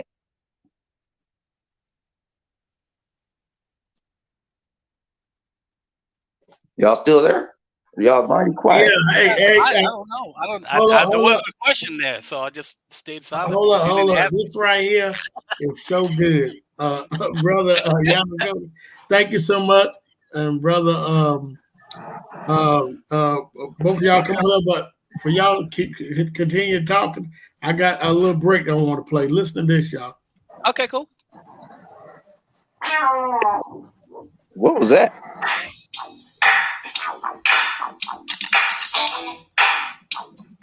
Sounds like funk to me. I like funk. Listen what he say.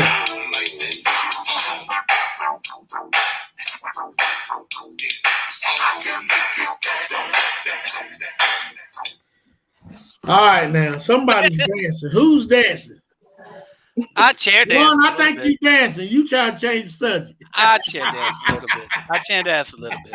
But look, I appreciate y'all letting me in here to chit chat. And honestly, I mean, I guess, iron sharpens iron or something like that. But I imagine the people in the comments are like iron sharpens clay. But because people in the comments they're The having some comments, fun. hey, y'all, you don't want to deal with them.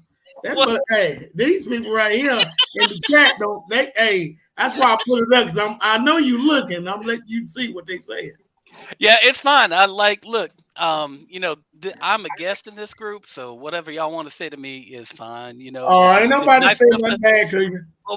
But just to be clear, I think I may not be the best white Christian to talk to about this because honestly, I feel like I don't know how to put this.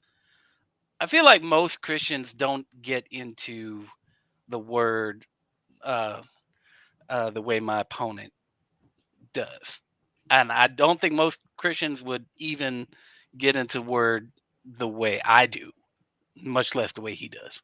So I think.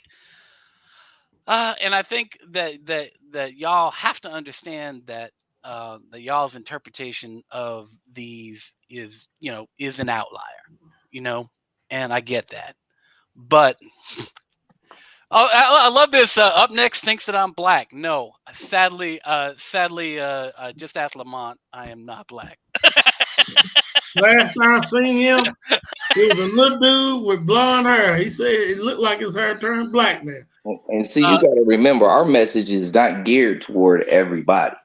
Well, see, that's the thing, well, I just want to say this. Like, I think a lot of people who are critics of y'all's movement have not looked at evangelical white Christianity because if we're looking at a group that is talking about the apocalypse and that there is going to be judgment for some group that's not them, well, white evangelical Christianity has been doing that for a while. Hey, And Juan, yeah, Sons of Elohim said, "What is your nationality? What is your nation?" okay, What all right. So if I'm gonna, if I would say that my mom's side of the family is as white gets, and my father's side of the family are immigrants from Mexico and Puerto Rico. My understanding is that there's something about an orphanage at Texas Christian that took some of them in, and that they were they were here to pick sugar beets. So on one side, I've got a non-white side, but on the other side, Oh, I've got hold on. I'm asking you a question. When you say non-white, Spain and Portugal is from Europe. They white too. It's just Spain and Portugal. yeah. Why do you think why do you think Mexicans are brown? Yeah, but Mexicans are brown. A lot of Mexicans are brown because they're native, they're indigenes. Yeah, but I And don't that think is about it. the side of the family I got. On one side I got indigenes, and one side I got white people. You do And not look like you energies then. But okay. hey, my brother does. You see my brother, right? Yeah, your brother does, but you don't. No, and that's called gene expression. And I guess he took all the pale. I guess you took all the pale, huh? And now, see, I passed as white my whole life. Yeah, And so the only time I ever had a problem is when I filled out an application and they had a problem with my name. But I never got. I've always passed as white. Never got discriminated against a day in my life. I'm a white male. I feel my privilege. I own it, and I'm trying to do better about about dealing with that. I try to amplify Black voices when I can. I try to do things, but it's not enough. Whatever I'm doing ain't enough. Um, but I will say that my brother, all of his kids are mixed. Now all of his kids are well, I don't. They would not pass it white. None of them. Wow. But uh, and so I'm definitely concerned for their welfare because it's not a great time to be that. I'm preaching to the choir here. You But guys you know got that doesn't mean salvation. But you got what? salvation. Damn. White But privilege is that that's their salvation. I would say that. And they got that. It was then I would take it, If I well, was white, I would take because they got the salvation now. well, According to scriptures, that's what they got. Y'all got the salvation, White well, privilege honest, is salvation. is that well? I don't know what to tell you. But it's not doing anything for me right now. I mean, enjoy the white privilege, but I don't like it that like brothers like you are having to deal with it. Like I will say this, y'all. While I went to school with all my life, he never was prejudiced towards me or nothing. We didn't. It was cool. He didn't nothing like that. But well, I think part of that was just the fact that I grew up poor and before I went to North Carolina, I lived in Akron, Ohio, and we lived in Section 8 housing. All of my neighbors were Black, and they never gave me any trouble about it. And they were there to do the dozens with me, and they watched me fail at double dutch. But but I can tell you, I didn't really understand the difference between race. I didn't feel it until I came to the South. came to the South. Yeah. I came to the South, I felt it. My brother felt it a little more than I did when we were still in Yeah, the but your North. brother, yeah, he had that But crank I ain't bar saying up I ain't for saying that. there wasn't I'm not saying there wasn't any racism up north. I just didn't feel uncomfortable around my neighbors because they knew I wasn't the one that was keeping them down because I just lived in the same place they did. Now I'm not saying there ain't racism up north because there's a lot of it. Um, but Yeah, it is. but yeah, I don't. If if y'all are right and my salvation is enjoying white privilege while I have to watch y'all suffer, I don't All feel right, all right, saved. all right. I'm gonna ask you a question. Yana Soda, well, brother Eric, you ain't said much. You got something you want to ask him before we get off? Yeah, I did have one thing. I did have one thing I wanted to ask. And I wanted to get both of them to kind of give a explanation. Hold on one second. All right, cool. Let me close this door. All right. I want to share my screen if I can. Okay.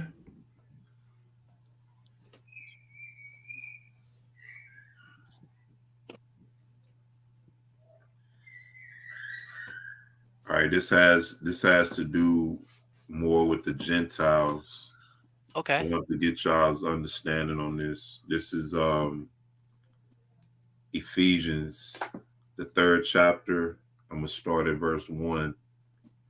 It says, "For this cause I, Apollos, the prisoner of Yehoshua Hamashiach, for you Gentiles, if ye have heard of the dispensation of the grace of Elohim, which is given me to youward, how that by revelation he made known unto me the mystery, as I wrote aforetime in few words, whereby when ye read, ye may understand my knowledge in the mystery of Mashiach, which in other ages was not made known unto the sons of men, as it is now revealed unto his holy apostles and prophets by the Spirit, that the Gentiles should be fellow heirs and of the same body and partakers of his promise in Mashiach by the gospel,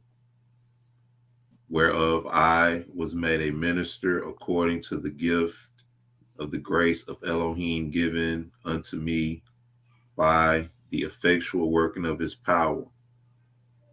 All right, so I'm gonna read this one as well. It says, unto me who am less than the least of all the saints is the grace given that I should preach among the Gentiles the unsearchable riches of Mashiach. All right, so the idea here is Paul is saying that the Gentiles should be fellow heirs according to the mystery, right? The mystery of Mashiach. The Gentiles should be fellow heirs and of the same body, right? And partakers of his promise in Mashiach by the gospel. All right, so this is talking about the Gentiles according to Ephesians 3 right here. Mm-hmm. Now, I'm going to switch over to, I think this is Isaiah 60. All right. It says, arise, shine, for thy light is come, and the glory of Yahweh is risen upon thee. For behold, the darkness shall cover the earth, and gross darkness the people. But Yahweh shall arise upon thee, and his glory shall be seen upon thee. And the Gentiles shall come to thy light, and the kings to the brightness of thy rising. Lift up thine eyes round about, and see, all they gather themselves together. They come to thee.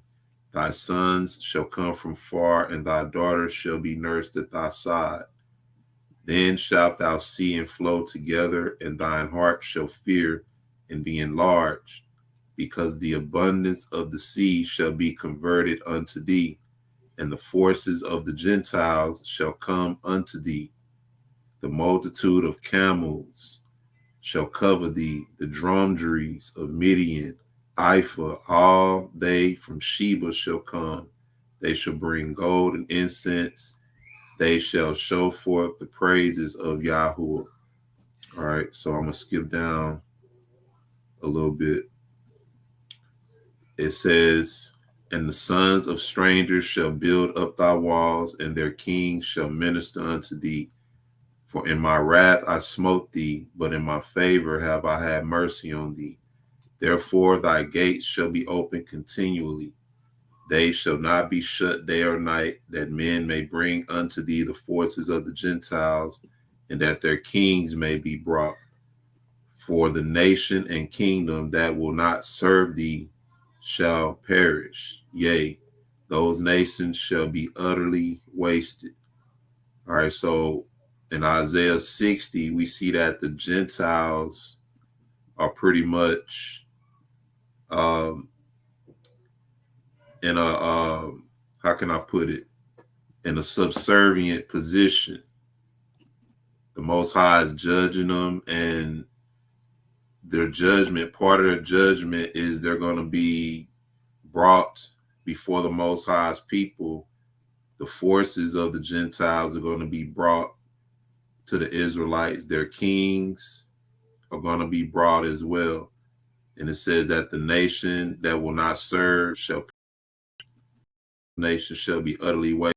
So my question is, and I know that was a lot, but my question is this: are the Gentiles in Isaiah 60 and the Gentiles in Ephesians 3 the same Gentiles?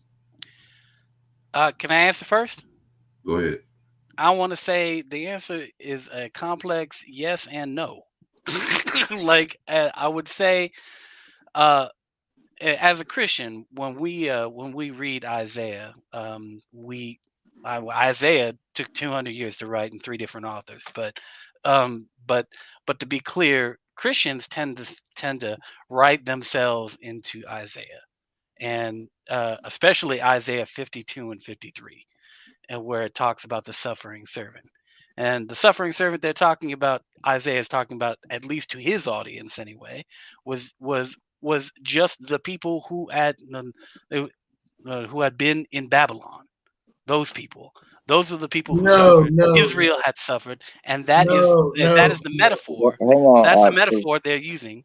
That's the metaphor they're using in Isaiah 52 and 53. No, Isaiah 53 is talking about the Messiah, bro.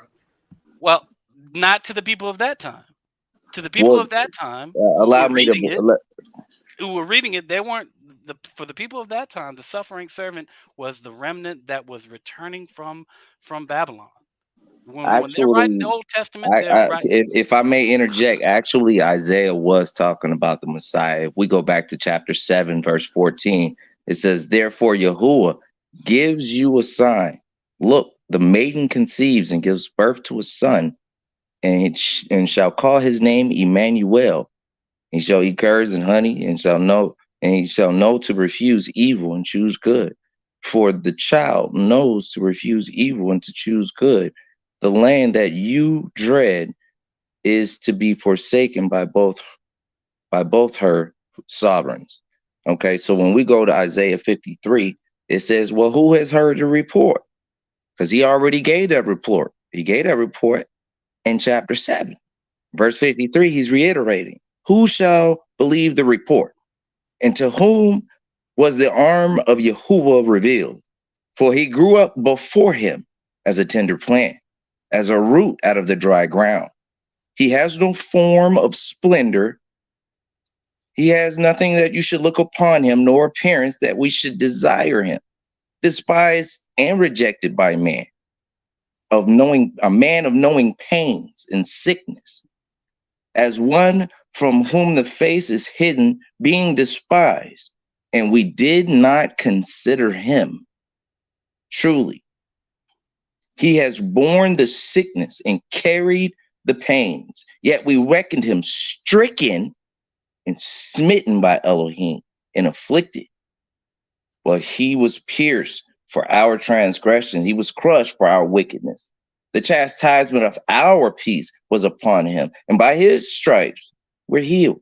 Yeah, we all like sheep. Hold up. But he keeps going. It says, we all like sheep went astray. Each one turned aside to his own, and Yahuwah has laid on him the wickedness of us all. He is not talking to everybody. He is speaking and giving this speech in the ear in conference of all of Israel. He is not speaking to anyone else when he's giving this prophecy. He's talking about the entire nation of Israel while suffering in the diaspora. That's what he's not. He is talking about one man.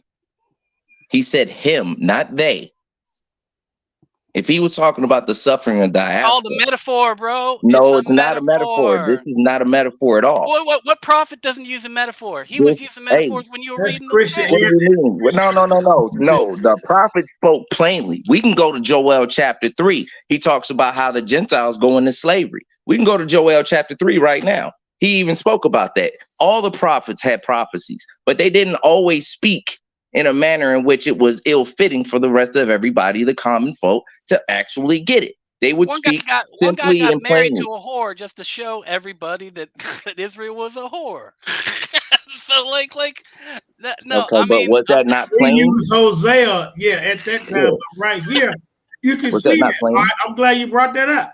Do you see Hosea's example in Isaiah 53? No.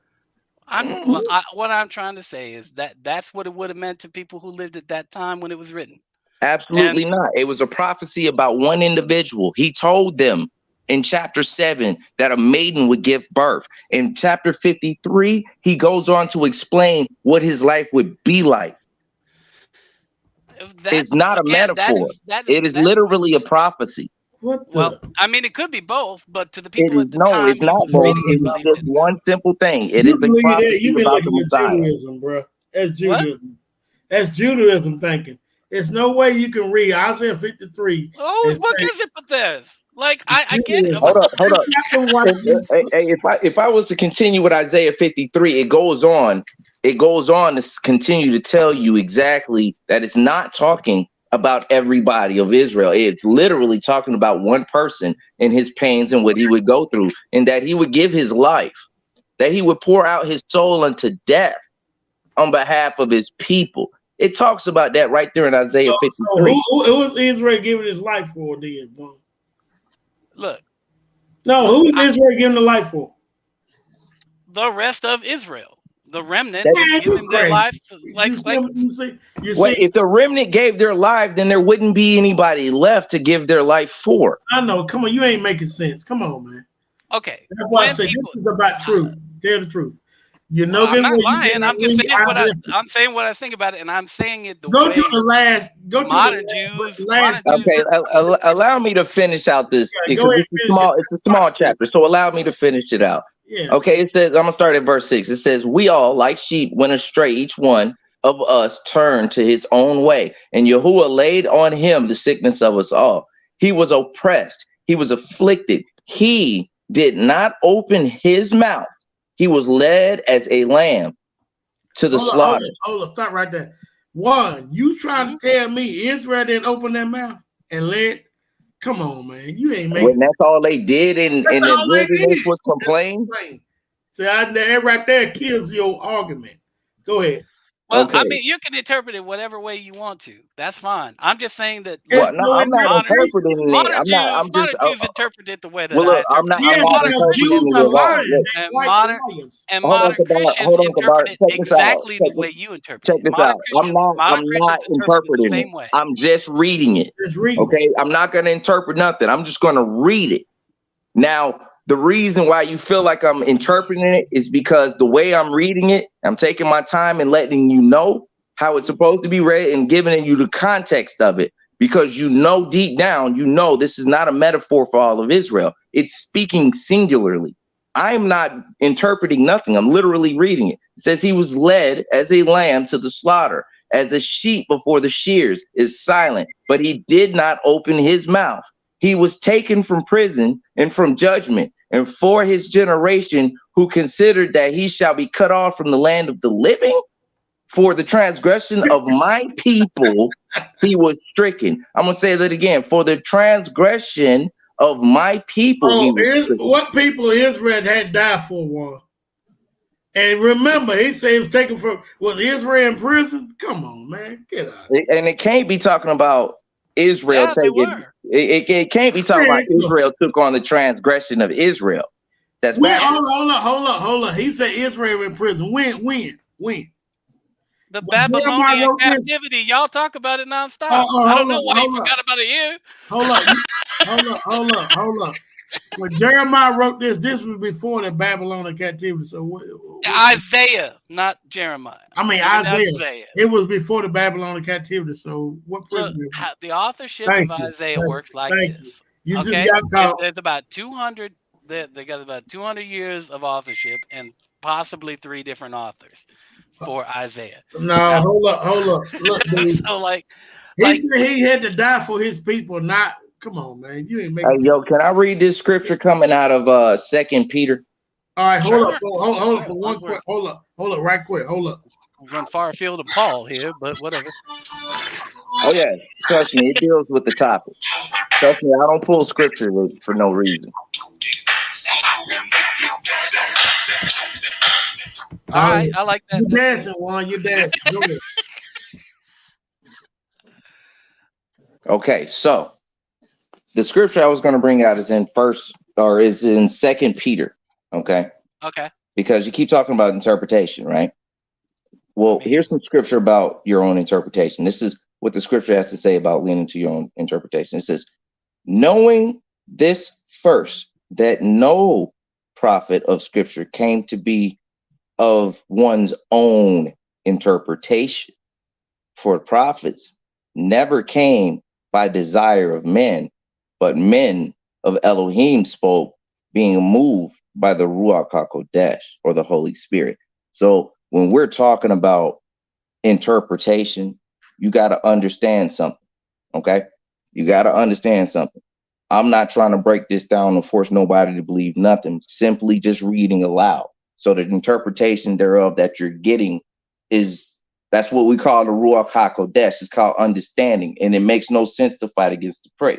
So if we go to Matthew 10:5-6, it says, these 12 Yeshua sent forth and commanded them, saying, go not into the way of the Gentile, but into the city of the Samaritans, enter ye not, but go rather to the lost sheep of the house of Israel.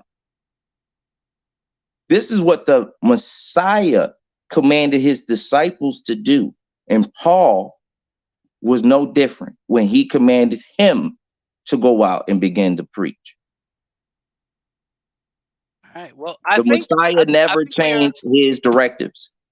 Okay, so just to be clear, make sure that I understand what you guys are saying. Okay. All right. Y'all guys are saying that the only Gentiles that both the Old and New Testament are for the brotherhood of which you have been speaking all this time. Is that correct? The Israelites, the house of Jacob.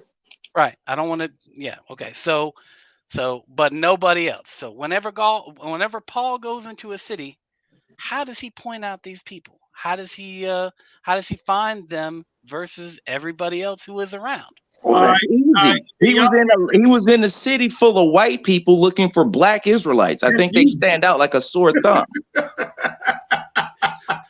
Yeah, but white and black was not. No. We're gonna keep. No, we're not gonna play that. We don't see color stuff. That's crap. Hear me out. Hold up. Hear me out. Hear me out. After the Romans. Hear me out in my entirety. Hear me out in my entirety. I don't really care who invented racism. We know it exists. I don't really care about any of that. This is what. Hear me out. Paul was reckoned to be an Egyptian. Back in the day, Egyptians were black. Paul was a Hebrew Israelite from the tribe of Benjamin, and he told that Roman guard that. Well, he even told him, I am a Hebrew of the Hebrews. Don't reckon me with no Egyptian. So when I say he was looking for black Israelites, he was looking for people who look like himself. I mean, then how did it get to the rest of us then? That's too easy. It's called the Council of Nicaea. See, the Council of Nicaea had Constantine in it. Constantine commissioned white Jewish sages who were Edomites, who likened themselves in the fashion of the original Yahudim, the children of Yehuda. And they interpreted the scriptures because they could read the language. And when they interpreted it, they took out the words in scriptures which damned them, which held them accountable for what they did. This happened, and this is a notable, verifiable fact. It was Constantine during the Council of Nicaea and his Jewish Ashkenazi sages who changed it. Okay. This is how you got your so-called Christian good news. It was called the Crusades. And they murdered my ancestors because we were literal living testimonies that they were false. They began to teach out of Rome a replacement theology. They began to teach that the children of Israel were no more and that the children of the Christian church had replaced them. Well, you're not going to hear me defend the Crusades, so that's not going to happen. So this is when you ask that question, that's how that all became. So they perverted the scriptures of Paul, which is why people are running around here confused about who Paul is. But if you actually read it for yourself and you take away the theology that's been embedded in everybody who grew up in a Christian or Catholic church and read it for yourself with an open mind and clarity, you'll understand that from the beginning of the book to the end of the book, it's only talking about one people. All right. Well, but then again, all right. So let's say we believe in a God that has control over things. Is that correct?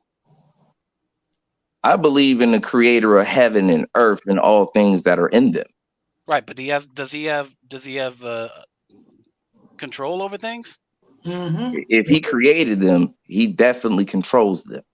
It's so Yahuwah. Would he not control who got his message? How would he be so sloppy as to? What do you mean? Billions of people who this is where you should learn. Billions of people who were not intended to have the message. But they got the message. But think about it, the message is twitched up because remember, he just brought out what happened in I think it's around 312, Constantine. Mm-hmm. He just mentioned that, and you look right over it. Not only that, you're not even paying attention to the most damning part of everything. You're talking about Deuteronomy chapter 28, verses 15 through 68. He don't want that. See, when you get to Deuteronomy chapter 28, hold on. I've read it. I think it's a warning. I don't think it's a prophecy. No. This ain't it's a definite warning. But see, this came true. This actually happened, especially when you get down to verse 68, when it says, by way of where I spoke unto thee, thou shalt see it no more again. There you shall go into slavery again by way of ships. See, Egypt, the word Egypt in Hebrew means house of bondage. Deuteronomy 30. Right. You understand what I'm saying? So Deuteronomy is the last book written in the Torah. Does it matter? Leviticus 26 says the same thing. But okay. So therein lies bringing up meaningless points in the conversation. Right. See, it doesn't matter when it was written. He's lying. He's going by theology. Right. It doesn't matter when it was written. I don't care when it was written. It's also echoed in Leviticus chapter 26.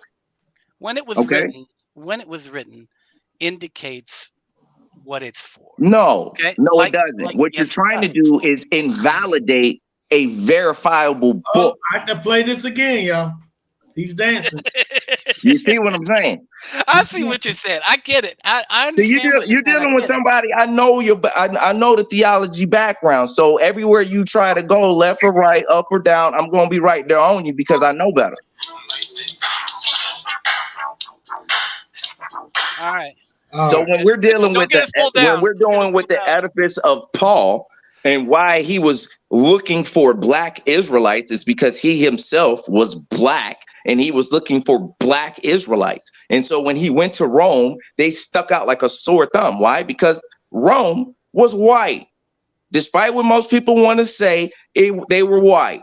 They made Augustine Hippo was black. Hey, Yannicota. What's up? 2 Peter 3:16. 2 Peter 3:16. Yeah. Augustine Hippo was black. How does that work? Do what now? Who? Augustine of Hippo. Augustine of Hippo. You don't know St. Augustine? St. Augustine of Hippo. What? And he was black. French. What the hell does that have to do with the price of tea in China? He's under the church fathers, my friend. So what? Did I not just explain to you exactly who founded the church? Do I give a rat's ass? Okay, well, why didn't he get your understanding of it? Wasn't he intended to be one of the people getting the understanding that you have? No, he's already. Wait. Oh, I think you're under the common misnomenclature that this man was operating freely. You got to understand something. During the fall of Jerusalem in 70 AD, all Negro Israelite slaves that were in said Rome were slaves, servants, slaves. I don't think St. Augustine was, but hey, look, every last one of them started off that way. Even Septimius, who became the emperor of Rome, he started off as a slave. Oh, I know my history. Septimius was a slave himself. He was black, but he was a Roman. It doesn't matter. Hannibal fought there for these people. Hannibal was from Carthage, and he was an Israelite. He spoke Hebrew. And he fought for him. What are you talking about, Juan? What? Hannibal was an Israelite who spoke Hebrew. So, but we're getting off topic here. See, what you got to understand is complexion matters. There's a reason why the Messiah in Revelation is described. They described what he looked like. There's a reason why he did that. It matters. For somebody to say it doesn't matter is a disrespect. For someone to look at me and say, "Oh, I don't see color," so now you're saying you don't see me. Well, look, to be honest, I think almost every time you see a picture of Jesus, it's probably wrong because Jesus is white in a lot of pictures. He wasn't white. It's pretty clear he wasn't white. So I get that. I mean, I can see that. Now, if you can get that, then you got to understand that he was from the tribe of Judah, which means tribe means family, which means he was literally blood related to the tribe of Judah. If he was black, that means the tribe of Judah was black. Judah was the fourth born son of Jacob, which means all his other brothers would have likewise been what? Black. Ephraim and Manasseh, their mother came from a black Hebrew and a black Egyptian. There's no way in hell they could have been white. Yeah. So I'm just. So if you believe in white people over the real Jews, we need to have a debate on that. I want you. You need to read I am Revelation not. chapter 2:9 and 3:9. Well, first, let me talk before we even think about getting into a who are the real Oh, Arab. If thing. you believe he's Arab, let's have before we get to that, I'm just going to say this. I'm going to say that I don't think Judaism is a race, and I think if you ask any Jew you know who's not in your community, I bet you they would not tell you that it is a race. But you know, like there is some ethnicity there sometimes, but you know, they're Jews that are in Judaism is all a different colors. religion. Judaism is a religion. They're Yeah, claiming to be Ashkenazi Jews by blood. See, here's the problem with that. Well, here's the problem with that. The real Sephardic Jews are black. They still live in Spain and Portugal.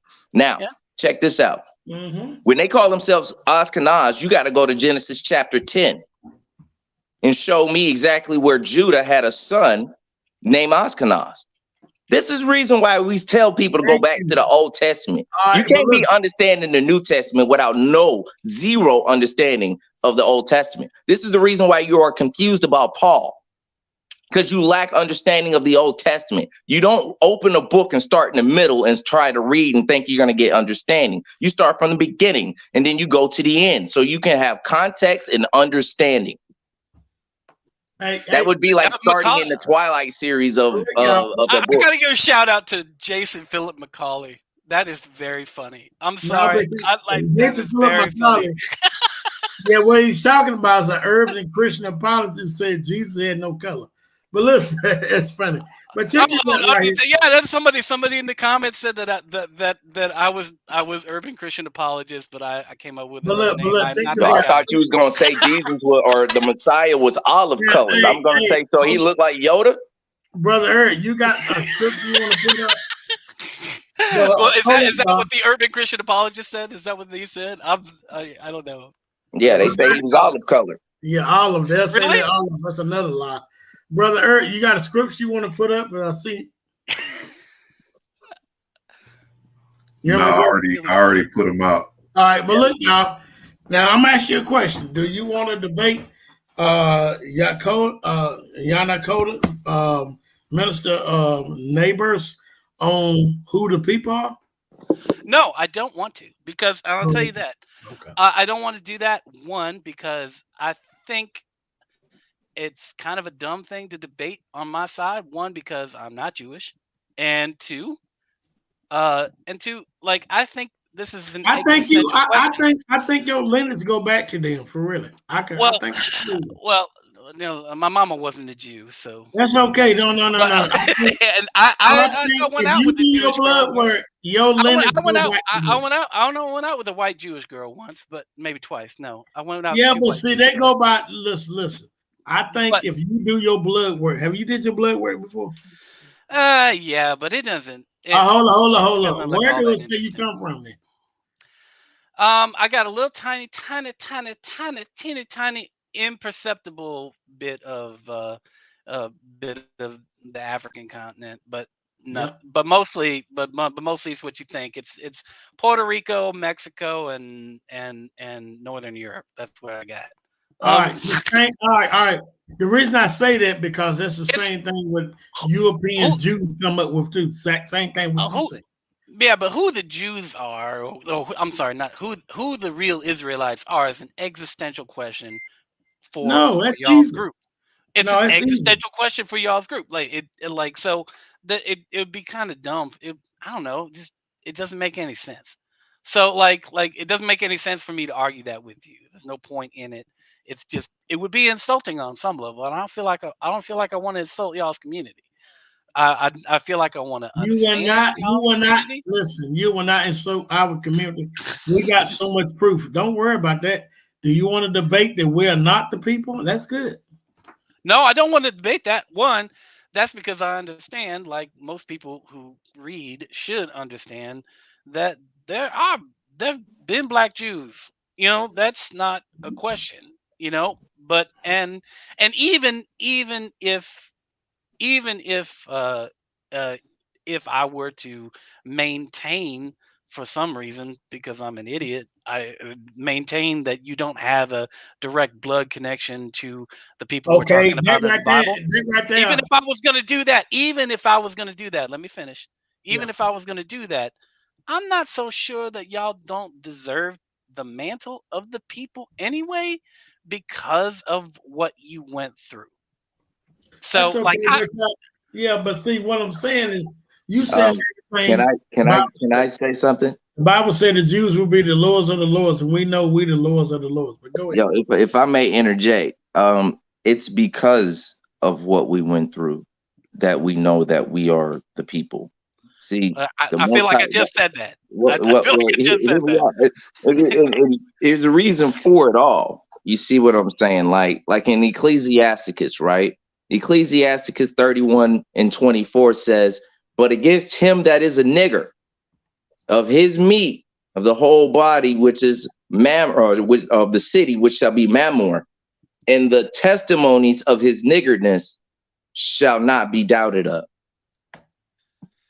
And then you can go to places like in Acts where Barnabas and Simeon are actually I've called the never nigger. written the book of Sirach, so I've never Oh heard yeah, that before. I mean, even in the book of Acts, it says that Simeon and Barnabas were called nigger when they went to Rome. They were called nigger when they went to Rome. I want to read one scripture out right here, brother, for you. One. Yeah, sure. sure. With me all my life. Well, I ain't gonna say all my life because you came to Wentworth, went to Rockham, so almost all my life. So this is 2 Peter 3:16. Okay. As also all his epistles, speaking in them, talking about Paul, of these things in which are some things are hard to unlearn and unstable rest, as they do also other scriptures unto their own destructions. So the whole time when Yanako was debating you, you keep thinking Paul is talking to ethnic Romans and Greeks, and we brought the scripture up that you read yourself. It says that the nation that has enslaved Israel, destroyed Israel, will be killed. Now, why in the world would Paul try to save the nation that got him in slavery? That's what it all boils down to make you understand it don't make sense that Paul is waking up Romans and Greeks when they enslave Israel. It don't make sense.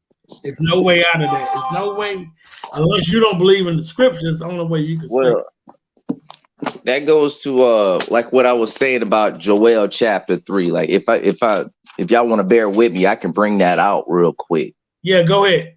All right. It says, "For look," this is Joel chapter 3, verse 1. "For look, in those days and at that time, when I turn back the captivity of Judah and Jerusalem, then shall I gather all the Gentiles and bring them down to the valley of Jehoshaphat, and I shall enter into judgment with them for my people, my inheritance, Israel, whom they have scattered amongst the Gentiles. They have divided up my land. They have cast lots for my people, and given a young man for a whore, and sold a girl for wine and drinking. And also, what are you to me, O Sor and Sidon, and all the coast of Palestine? Are you repaying me? And if you're repaying me, I would swiftly and speedily return your reward upon your own head. For you have taken my silver and my gold and brought my treasures into your temples. And the people of Judah and Jerusalem have you sold to the sons of the Grecians, to remove them far from their border. See, I am stirring them up out of the place which you have sold them, and I shall return on your head what you have done, and shall sell your sons and your daughters into the hands of the people of Judah, and they shall sell them to the Sabians, to a nation far off. For Yahuwah has spoken. Proclaim amongst the Gentiles, prepare for battle. Wake up the mighty men, and let the men of battle draw near, and let them come. Beat your plowshares into swords, and your pruning hooks into spears. Let the weak say, I am strong. Hasten, come, all you Gentiles, gather together all around. O Yahuwah, let your mighty men come down here. Let the Gentiles be aroused and come up to the valley of Jehoshaphat. For there I shall sit to judge all the Gentiles on every side, to put in the sickle, for the harvest has grown ripe. Come down, for the wine press is filled and the vats overflow, for their evil is great. Crowds in the valley of decision, for the day of Yahuwah is near in the valley of decision. Sun and moon shall become dark, and the stars shall withdraw their brightness, and Yahuwah shall roar from Zion and give forth his voice from Jerusalem, and the Shamaim and the earth shall shake, but Yahuwah shall be a refuge for his people and a stronghold for the children of Israel. Then you shall know that I am Yahuwah, your Elohim, dwelling in Mount Zion, my Kodesh, my set apart mountain. And Jerusalem shall be set apart, and foreigners shall not pass through her again. And it shall be in that day that the mountains drip with new wine, and the hills flow with milk. And all the streams of Yehuda shall be flooded with the waters, and the fountains shall flow out of the house of Yahuwah and water the Wadi Shittim. Mizraim shall become a ruin, Edom a ruin, a wilderness, because the violence done to my people Yehuda, whose innocent blood they shed in their land. But Yehuda shall dwell safely forever, in Jerusalem to all generations. And I shall avenge their blood, which I have not avenged, and Yahuwah shall dwell in Zion. That is a great reading, and I really love it. And I would love it more if I wasn't on the losing end of the, if I wasn't supposed to be on the losing end. But yeah, that was a really, really great reading. I don't know how to put this. I really, really, really, really enjoy talking to you guys. But I do have kind of one question. Like, when you actually, like, do you guys have any like communion with with the normal not that's a terrible word. Let me try that again. Uh, um, do you have any communion with more traditional sounding Jewish people? I personally don't have no dealings with them people because they study the Talmud in the Kabbalah. I study Torah. Those are two different things. Well, they studied the Torah too. No, they study at the Torah. They try to explain and use Torah to give credence to why they have their Talmud, their holy book. But honestly, the Talmud is the book that they hold in high regard, even over the Bible. So when you, well, they wouldn't care too much about the Bible, but oh yeah, they don't care too much about much. But I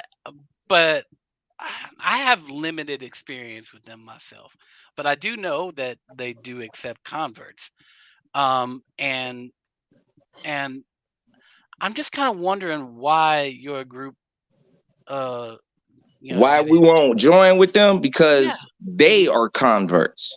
We aren't converts. Okay. So if they was wanting to join us, that'd be a different thing. But see, us going to them and wanting to join their congregation, we're vehemently against, because for one, we are the natural branch. We are the root. It was our ancestors who wrote the scriptures. It was our ancestors who were called Israelites. It was our ancestors at Mount Sinai. So for them first of all, it's absolutely lunacy to think that those white people could be in Egypt for 430 years and they survived. Are you crazy? Without sunscreen? What? Well, yeah, I think a lot of them. I think a lot of them are white because they spent a lot of time in Europe. But man, that doesn't work, because see, you got to understand, there was 400 years of bondage for my people who have been in places in cold climates like Canada, Europe, and all of these different places, and yet we still have our complexion. Therefore, that theory that one loses his complexion when he moved to a colder climate is just that. It's a theory. It's not a fact. You're right. Well, Look at the Fact answer. is pigmentation that grows in our skin has nothing to do with climate. I'm talking more about intermarrying with local populations, but Even amongst our people, we always intermingled amongst our own, which is why they had the Inquisition, because we refused to take on the tenets that they had going on. well, again, I'm not gonna defend the Inquisition. So Right. But I'm saying that this is the reason why. This is the reason why you see those of us that still have this dark complexion, because everybody says, oh, well, you know, slavery, everybody was mixed. That's not true. That's not true at all. That's actually a Pharisee for people to even say that, because that was the furthest thing from the truth. It was the furthest thing from the truth. They had small cases. The most famous case that everybody brings up is Jefferson, but it has nothing to do with the grand scheme of 45 million people in the southern states who weren't going through that. You understand what I'm saying? So you got to understand that a lot of this was set up to beguile people.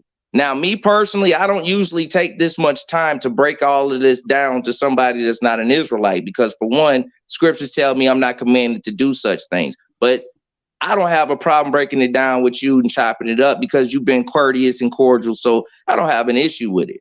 But at the same time, between time, this is the reason why we say our message is not for everybody. We are to wake up the lost sheep of the house of Israel who are currently sleeping in the diaspora. See, when they talk about the diaspora, there is not one Ashkenazi person that is part of the diaspora. Well, I mean, this is on YouTube, so you haven't wasted all your time talking to somebody who don't know nothing.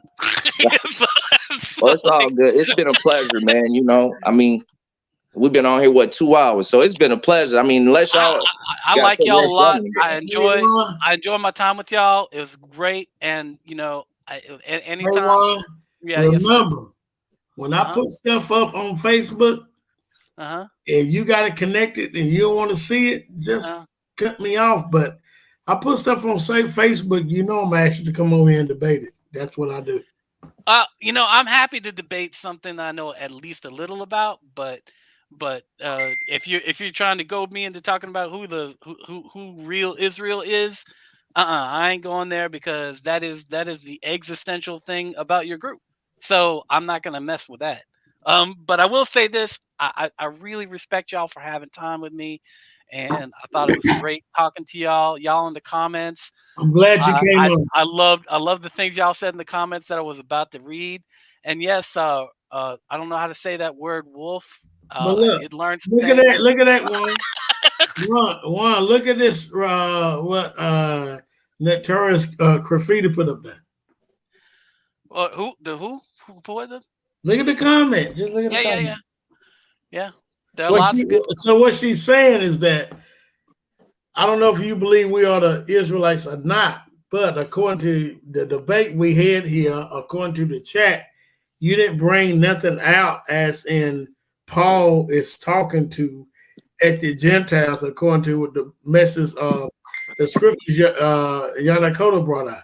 Now, I can know him by heart, and I'm going to give him to him. He went to Hebrews 8 and 9. Then he went to Jeremiah 31:31. Then he went to Revelations chapter 21, verse 12. And every time he go there, you'll say, well, Paul didn't write them. We know Paul is not the Messiah.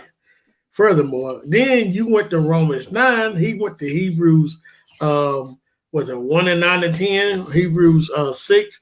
We spent some time in Romans 15, and well, we spent some time in Isaiah. When you read Romans 9, verses 24 to 26, you know that's a precept of Hosea 1, 9 to 10, and he's talking about the northern kingdom.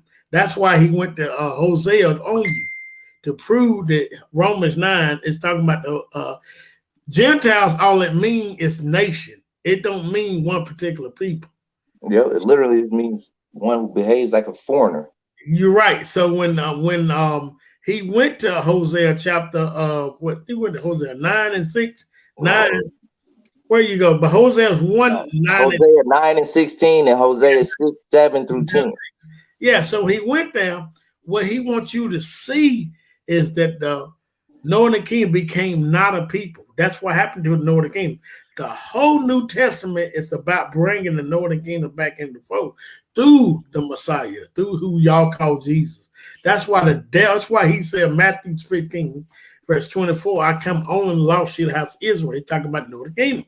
Why? But at the time, because southern kingdom was there, it was some southern kingdom was lost too. So they go into the fold too, the lost to the house of Israel.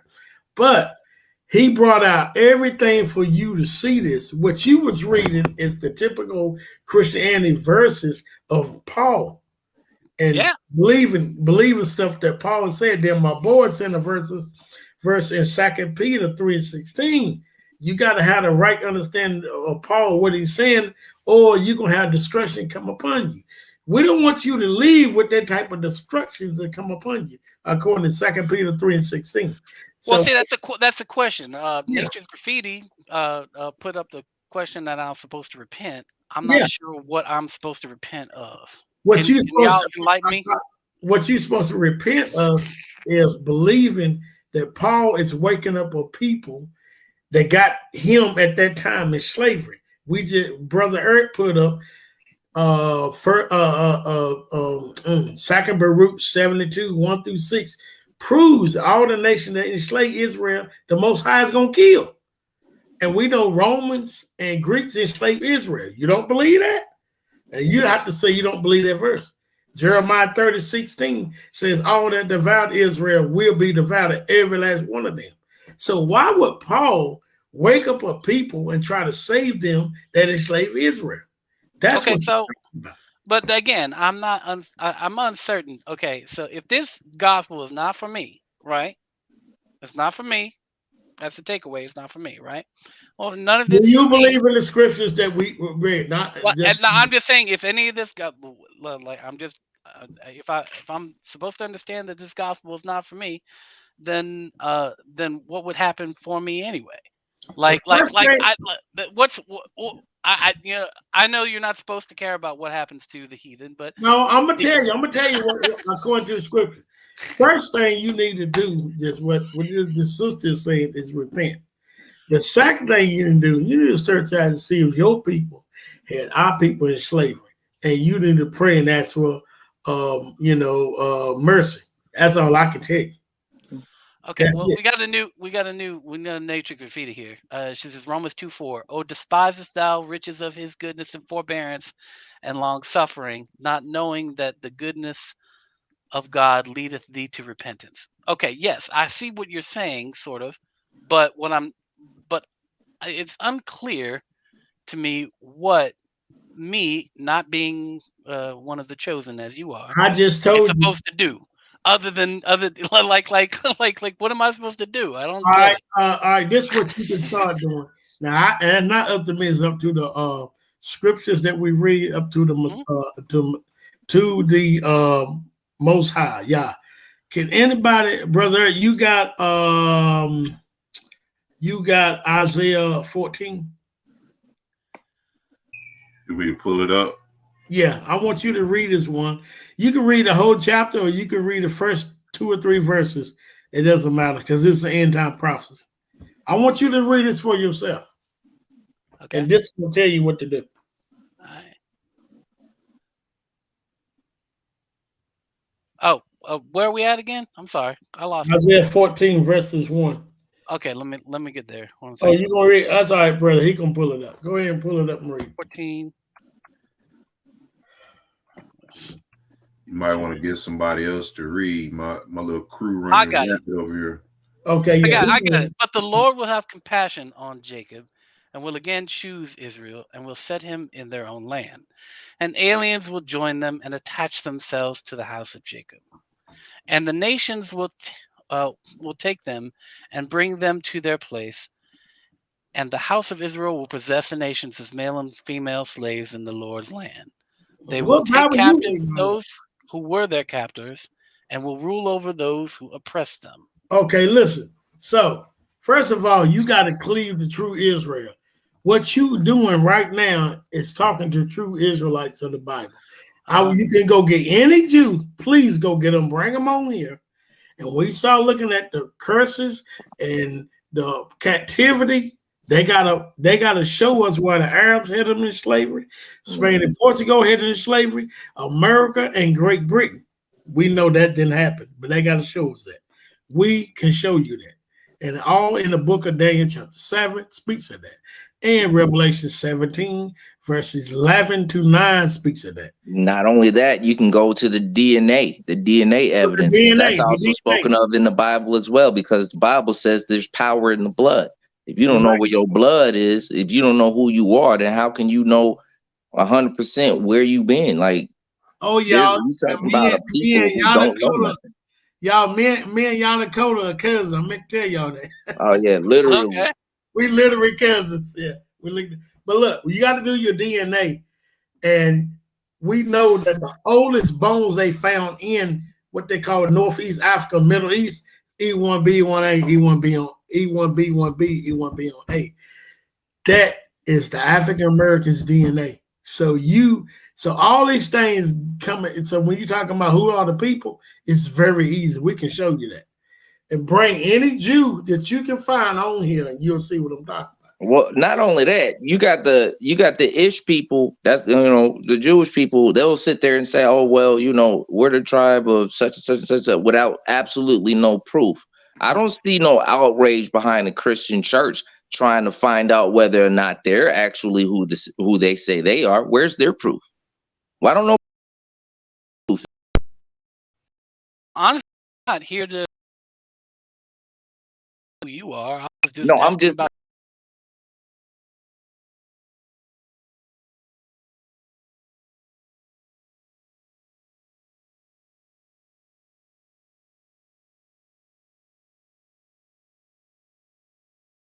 Now, I'm actually saying, what Bible you read from?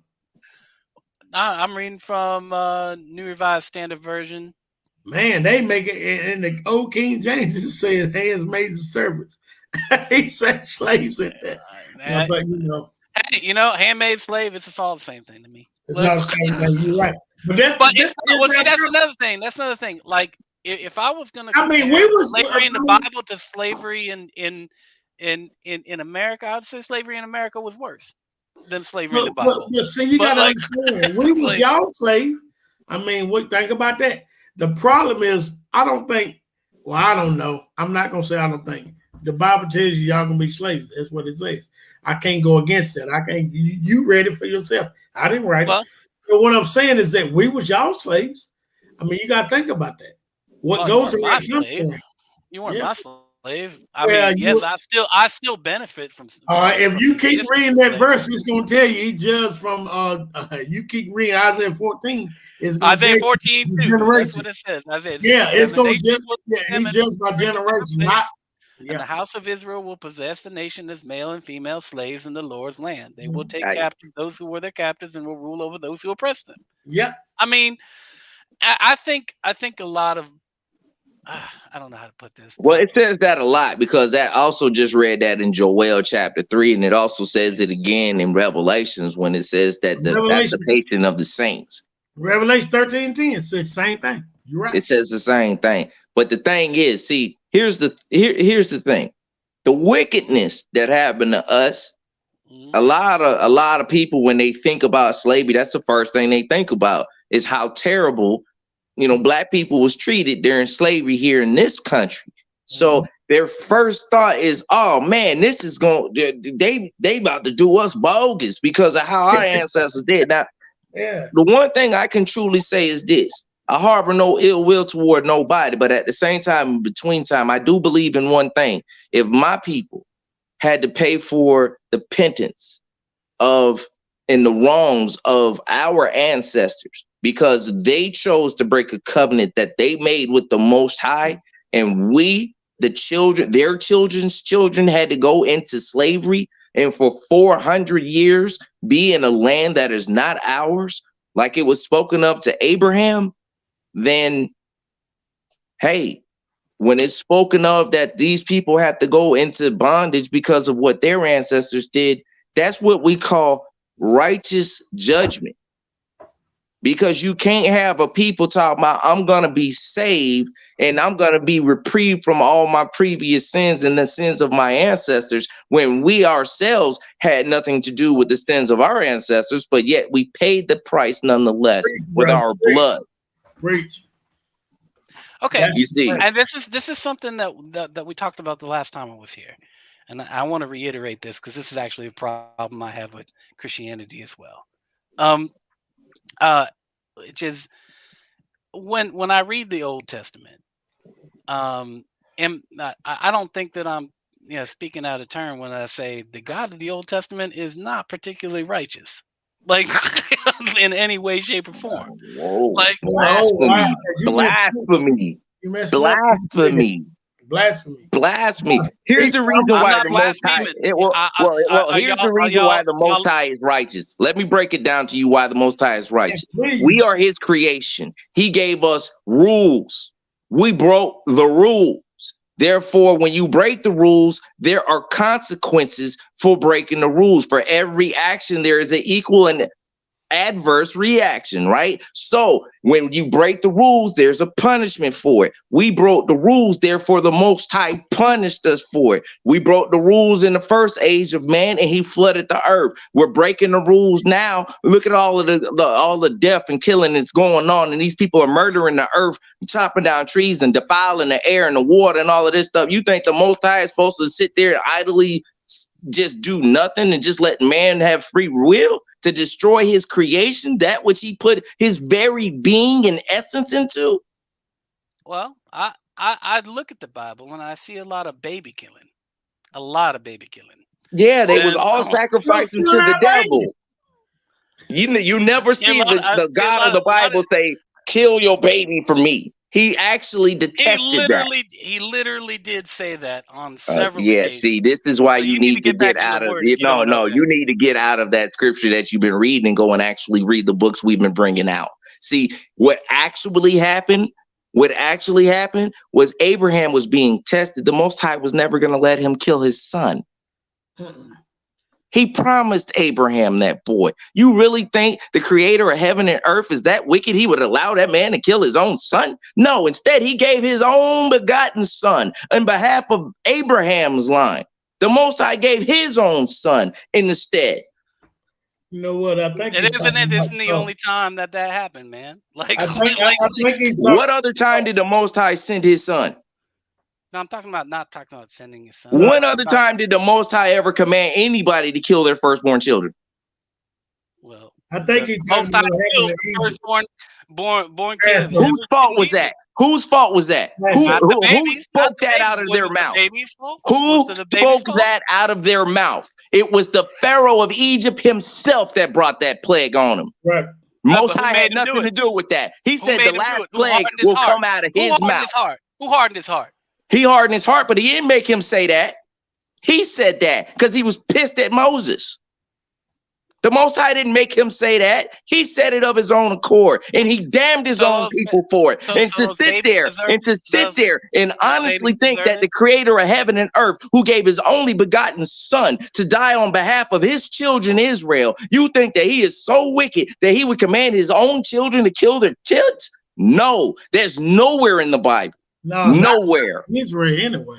But yeah, I understand what he's trying to say. He's trying to say what happened in the past. So also, when you look at Saul, when he told Saul to kill the Amalekites, it was for a reason.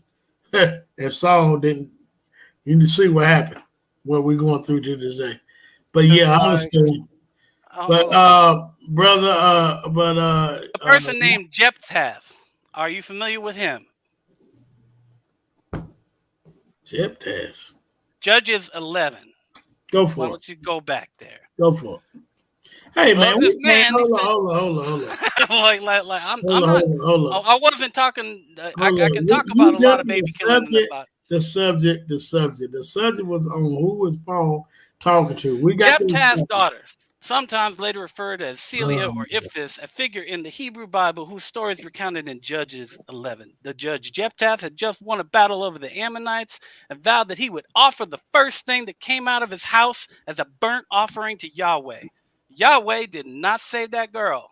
Wait a minute, hold up. So you're trying to tell me because once again, a man said something out of his mouth. You trying to say that the Most High commanded him to do that, or did he volunteered that himself? Uh-oh, you cut yourself again. You cut yourself again. Yahweh didn't stop him like he stopped the other one. What do you mean stop him? He swore an oath to Yahuwah. When you swear an oath to Yahuwah, it is not lightly broken. If you don't want to serve the Most High because he killed kids, what you say? What's the big deal? Leave. I'm just saying. I guess I'm just saying, like the God you're talking about. You know, the God you keep talking about. You keep talking about a person or an entity that has subjected your people to all these bad things. Subjected us. Yes. Subjected us? No, we subjected ourselves by being stiff-necked and hard-headed and disobedient. We can't. No. Understand something. Understand something. Like there's a reason. No, there's no. You did not do bad things. No. Stop it. Stop it. Just stop it. Because you don't know my life. You don't know what I did. Nothing to deserve. Okay, no. Let's be real here. You don't know what I did. You don't know the horrors of my life. You don't know why I can't sleep at night. Okay, you're talking to somebody who has seen a battlefield. I've done things. Okay. Now hear me when I say this. Hear me when I say this and hear it clear, and so you can have understanding. This right here, what you're saying, this is the reason why our information was not supposed to be given to Gentiles and the heathen Gentile. You see, because it's the misunderstanding that you're having. You can't fathom the fact that this book and our God, who is the real creator of heaven and earth, is not the nice fairy tale that was spoken of. That our God is somehow just the nicest person. He allowed everybody to do whatever. No, he holds everybody accountable for their actions and words. In the old days, we used to say to the young cats, we used to tell them all the time, hey, don't write a check your ass can't cash. Right. And that's exactly what was found there in Judges 11. He ended up speaking before he even realized what he was doing. And because he swore an oath to Yahuwah, that once you swear an oath to the creator of heaven and earth, that oath is not lightly broken, lest you die. And that's the law in the Torah. So when they killed the Midianites, that was Midianites' own fault. They were supposed to, that was them. Why don't you go to the part where they attacked us, and then you understand why they were killed? Also the babies, because the babies attacked them. Everyone that was pissed up against the wall, the Most High told us to cut them all down, so we did. It's called being obedient. The Most High is called the great and terrible Yah for a reason. He ain't this cuddly thing that you think you can put into a box and take out whenever you want. Yahuwah is the creator of heaven and earth. He fights wars. You understand? He fought wars on behalf of my ancestors. He is not this cute, cuddly thing that nobody to be, he's nobody to be trifled with. He is nobody to be trifled with. Maybe it's just people who want to justify what they did and assign it to God. No, it's not even that. Well, your people kill my babies, our babies.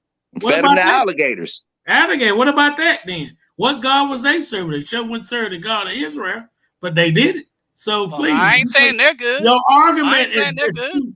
Your argument. I'm not saying.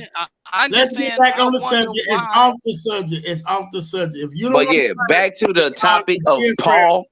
I get what you're saying. I think for your purposes you won that argument. I don't know. For your purposes you won the argument. I don't think that I'm moved, but I think that you argued it better.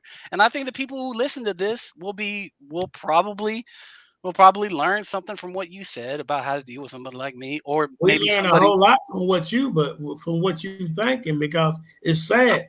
We give you scriptures, you let you read it yourself instead of you saying, hey, Second Baruch said everybody slay Israel gonna be destroyed. You want to say that. It's like you can't fix your mouth to believe the scriptures, what you read.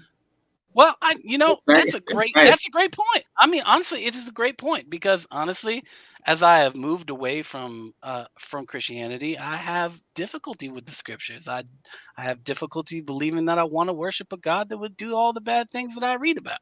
It's not that I haven't read it; it's the reading it that is the problem for me. Well, you ever tried researching your Mexican heritage? You know, your father might be Aztec or Mayan or something. You ever thought about going back to the root and researching it for yourself? I already know that my great grandmother was an Aztec. I don't have any question about that. Well, no, that's not what I'm saying. I'm saying, have you thought to go and really research the people, the culture, the religion, everything? Take up that tenet. Because it seems to me that my culture and my history that's found here in this Bible is just a little bit too heavy for you. Well, see, I don't know. I don't know that I'm getting some help with the Aztecs. I don't know if you know much about the Aztecs, but I got no help there, especially when it comes to human sacrifice. But hey, man, that was your people. You know what I'm saying? That's how they got down, fam. You see what I'm saying? I'm like, I would jump out of the frying pan into the fire, as it were. Right, but what I'm saying is, this is the reason why our customs and cultures seem somewhat drastic and foreign to you, because what we're saying is right here in the Bible. It's always been there. It's just no one ever had the nerve to tell the truth about what's actually in this book. And that's the problem. I will say to son Judah, if you accept the son Judah, he has a great compliment. Not a compliment, but a great comment I want to speak to. If you accept that Genesis, the allegory in Genesis, or the fact of Genesis, that we ate from the tree of the knowledge of good and evil, yes, we do. I do know what the difference between good and evil is, and the Bible tells me that I know that. So just FYI for son Judah, if he's arguing with somebody. I hope you don't think they actually ate no actual fruit, man. No. I think it's tell a whole other story about what happened there, but we off topic though. I think it's an allegory, so it's fine. I don't think that there are two people and whatever. We are still on topic though. But as far as the whole thing goes, man, I mean, I get it. I don't really have nothing else to say as far as the topic goes, man. I think you won the topic, the original topic. We're off topic, but honestly, you won the topic. I don't want to. That's why I asked you. Do you want to debate him on a different topic? I don't want to keep jumping off topic. Maybe the problem of evil is a topic that we actually need to debate. So you want to debate him on? You don't think that the Most High God, what y'all call him, we call him Yah, Yahuwah, Yahweh. You don't think he's going to destroy all the nations that did these things to Israel, and the nations that didn't, he's going to spare? No, that's not what I want to talk about. I think I want to talk about the problem of evil. And I was going to say, you do know Israel is considered the Most High's wife. What would a man do if someone else touched his wife? He'd kill him. Yeah, exactly. But I don't want to have that debate now because I think I started to, and I get. No, I ain't talking about now. So we can, if y'all want to do that again. Maybe a problem of good and evil, and I don't know. Now, when we say problem, you have to give me some time to work up something, man. I get back. It would have to be at least a month. It's getting late. Honestly, we gotta go. It's at least a month. But when I use a thing like for your purposes, I'm not trying to throw shade. Okay. Well, you know what, Juan? What I'm saying is that you want to talk about good and evil, but what are you talking about? As in, you don't think the Most High gonna do these things that what we saying? Why the bad things happen? Why the bad things happen to people? We know why bad things happen to us, but that's not the topic. We know what, and that's we not know the topic today. But I think why do bad things happen to people? That would be a good, topic. We could talk about Job, I guess, if you want to narrow it down.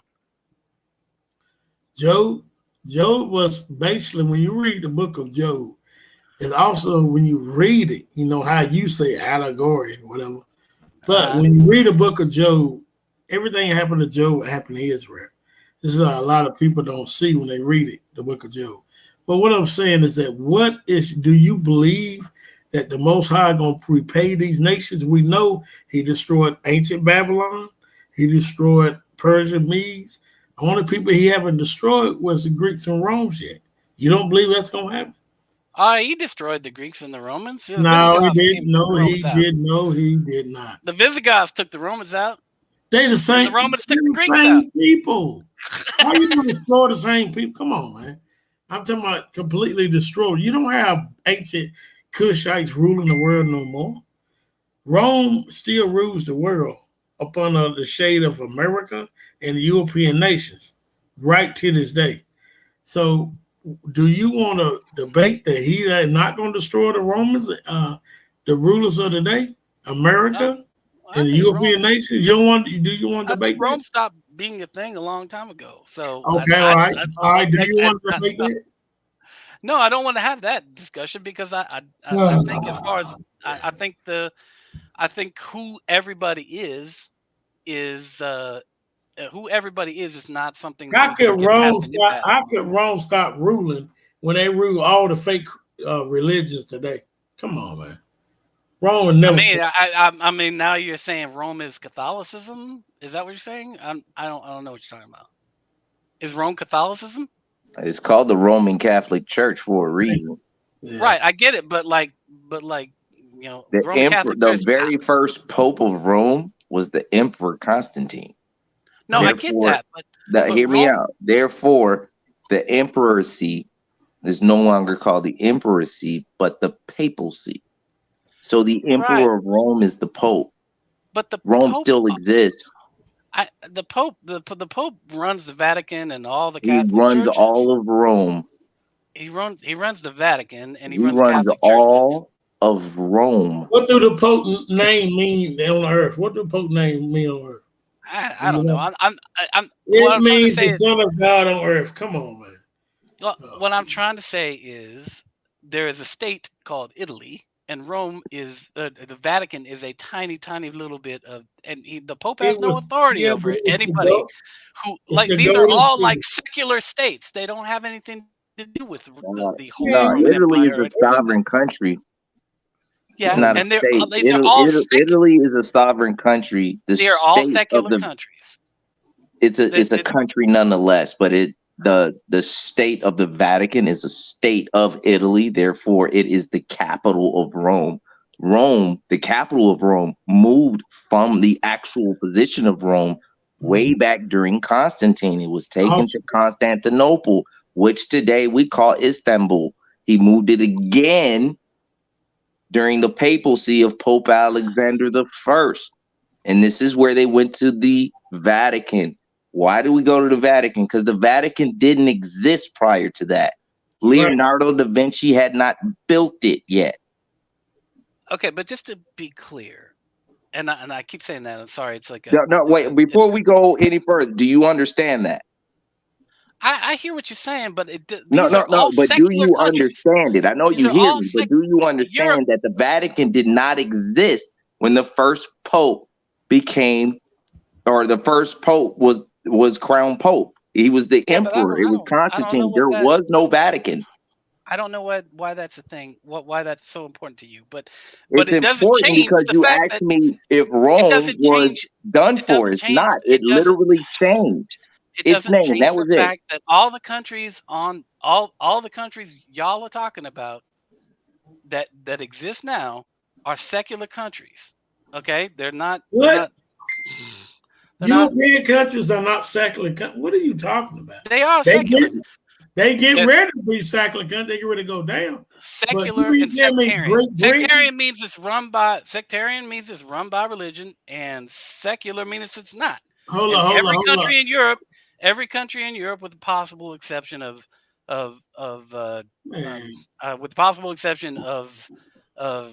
England, we can show is a secular country. Listen, we can show you how European countries ruling the world and get ready to fall right now. This is easy. But they're not Rome. Yes, they are descendant of Rome. That's why you get the 10 toes from.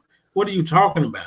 But listen, man, we got to cut this off. All right. We off topic. The thing's been proven. Everybody heard the word. You said Paul's talking to white people, basically, and that's not true. I never said the word white people, but you ain't gotta say white people. Romans and Greeks, same thing. Japhet, what they call themselves Japhet. I really don't think the Japhet, but anyway, Romans and Greeks, and in the new covenant, that's basically what you're saying. It's funny how Paul didn't write a book to Africa, but he wrote the Romans and Greeks. We know the translation's messed up, but anyway. Y'all heard that word. It was pretty good. I'm glad you came on here. I would give you balls to come over here. You know, that's one thing. It's hard to get. I do love the fact that y'all. But I don't think you. I don't think you like each other and you care for each other, and y'all are just very loving to one another. And but what I'm saying to you, I don't think you get it. You got people in the chat telling you need to repent. We got completely evidence showing that we are the people.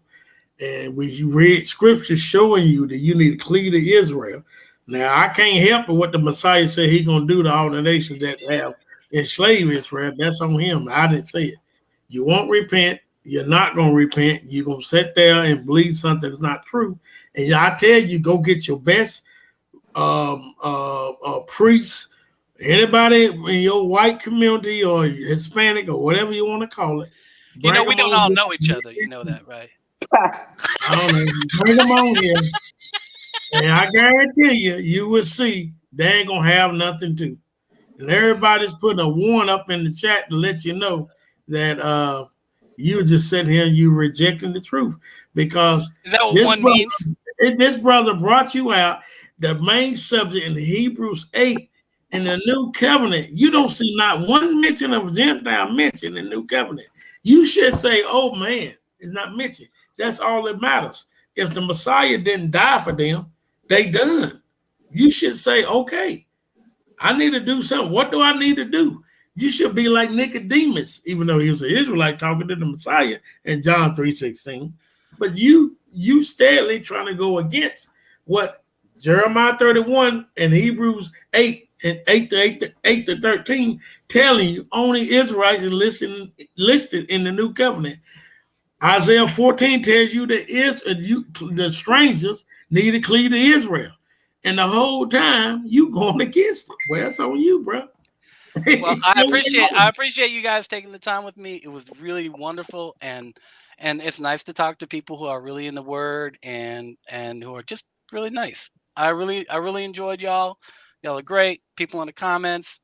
I'm gonna have to scroll back to get every one of your comments and read them all after we're done. But it was great to be in y'all's presence, and I appreciate y'all letting me like be a guest.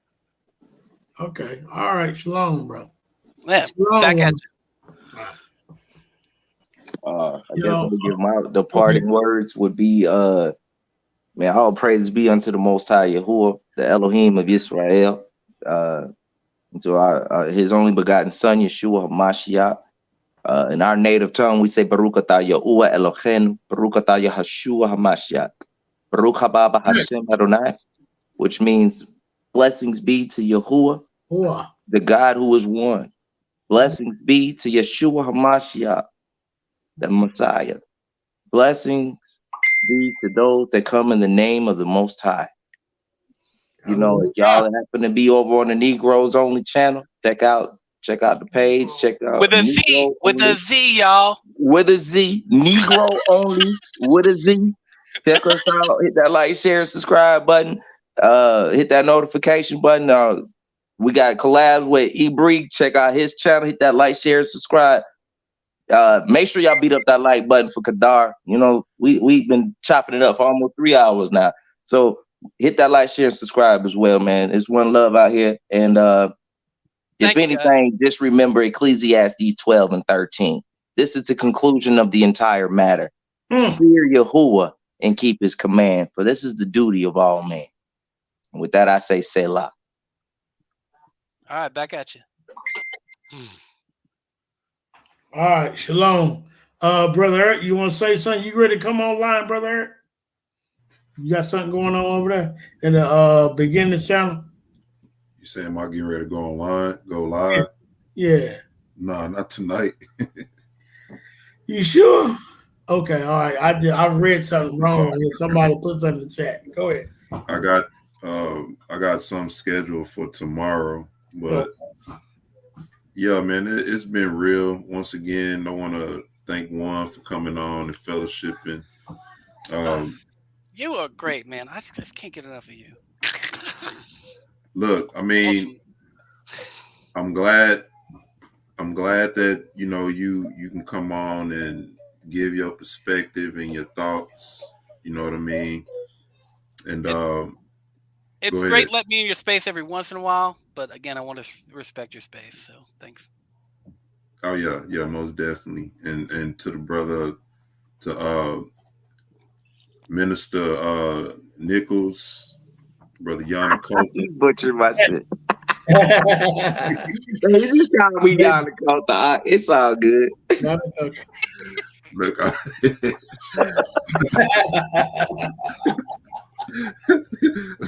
look, when he told me that, man, you should have seen my reaction, bro. All syllables. We are ministers, man. You know, it's just that was different, but always, bro, good to hear from you. Glad you're doing well. Pray the Most High bless you and your family and your house and everything. I want to thank the brother Kahdar for putting this together. Hope everybody in the chat was edified. Shalom and blessings to y'all as well. Most High willing, till we meet again. Shalom.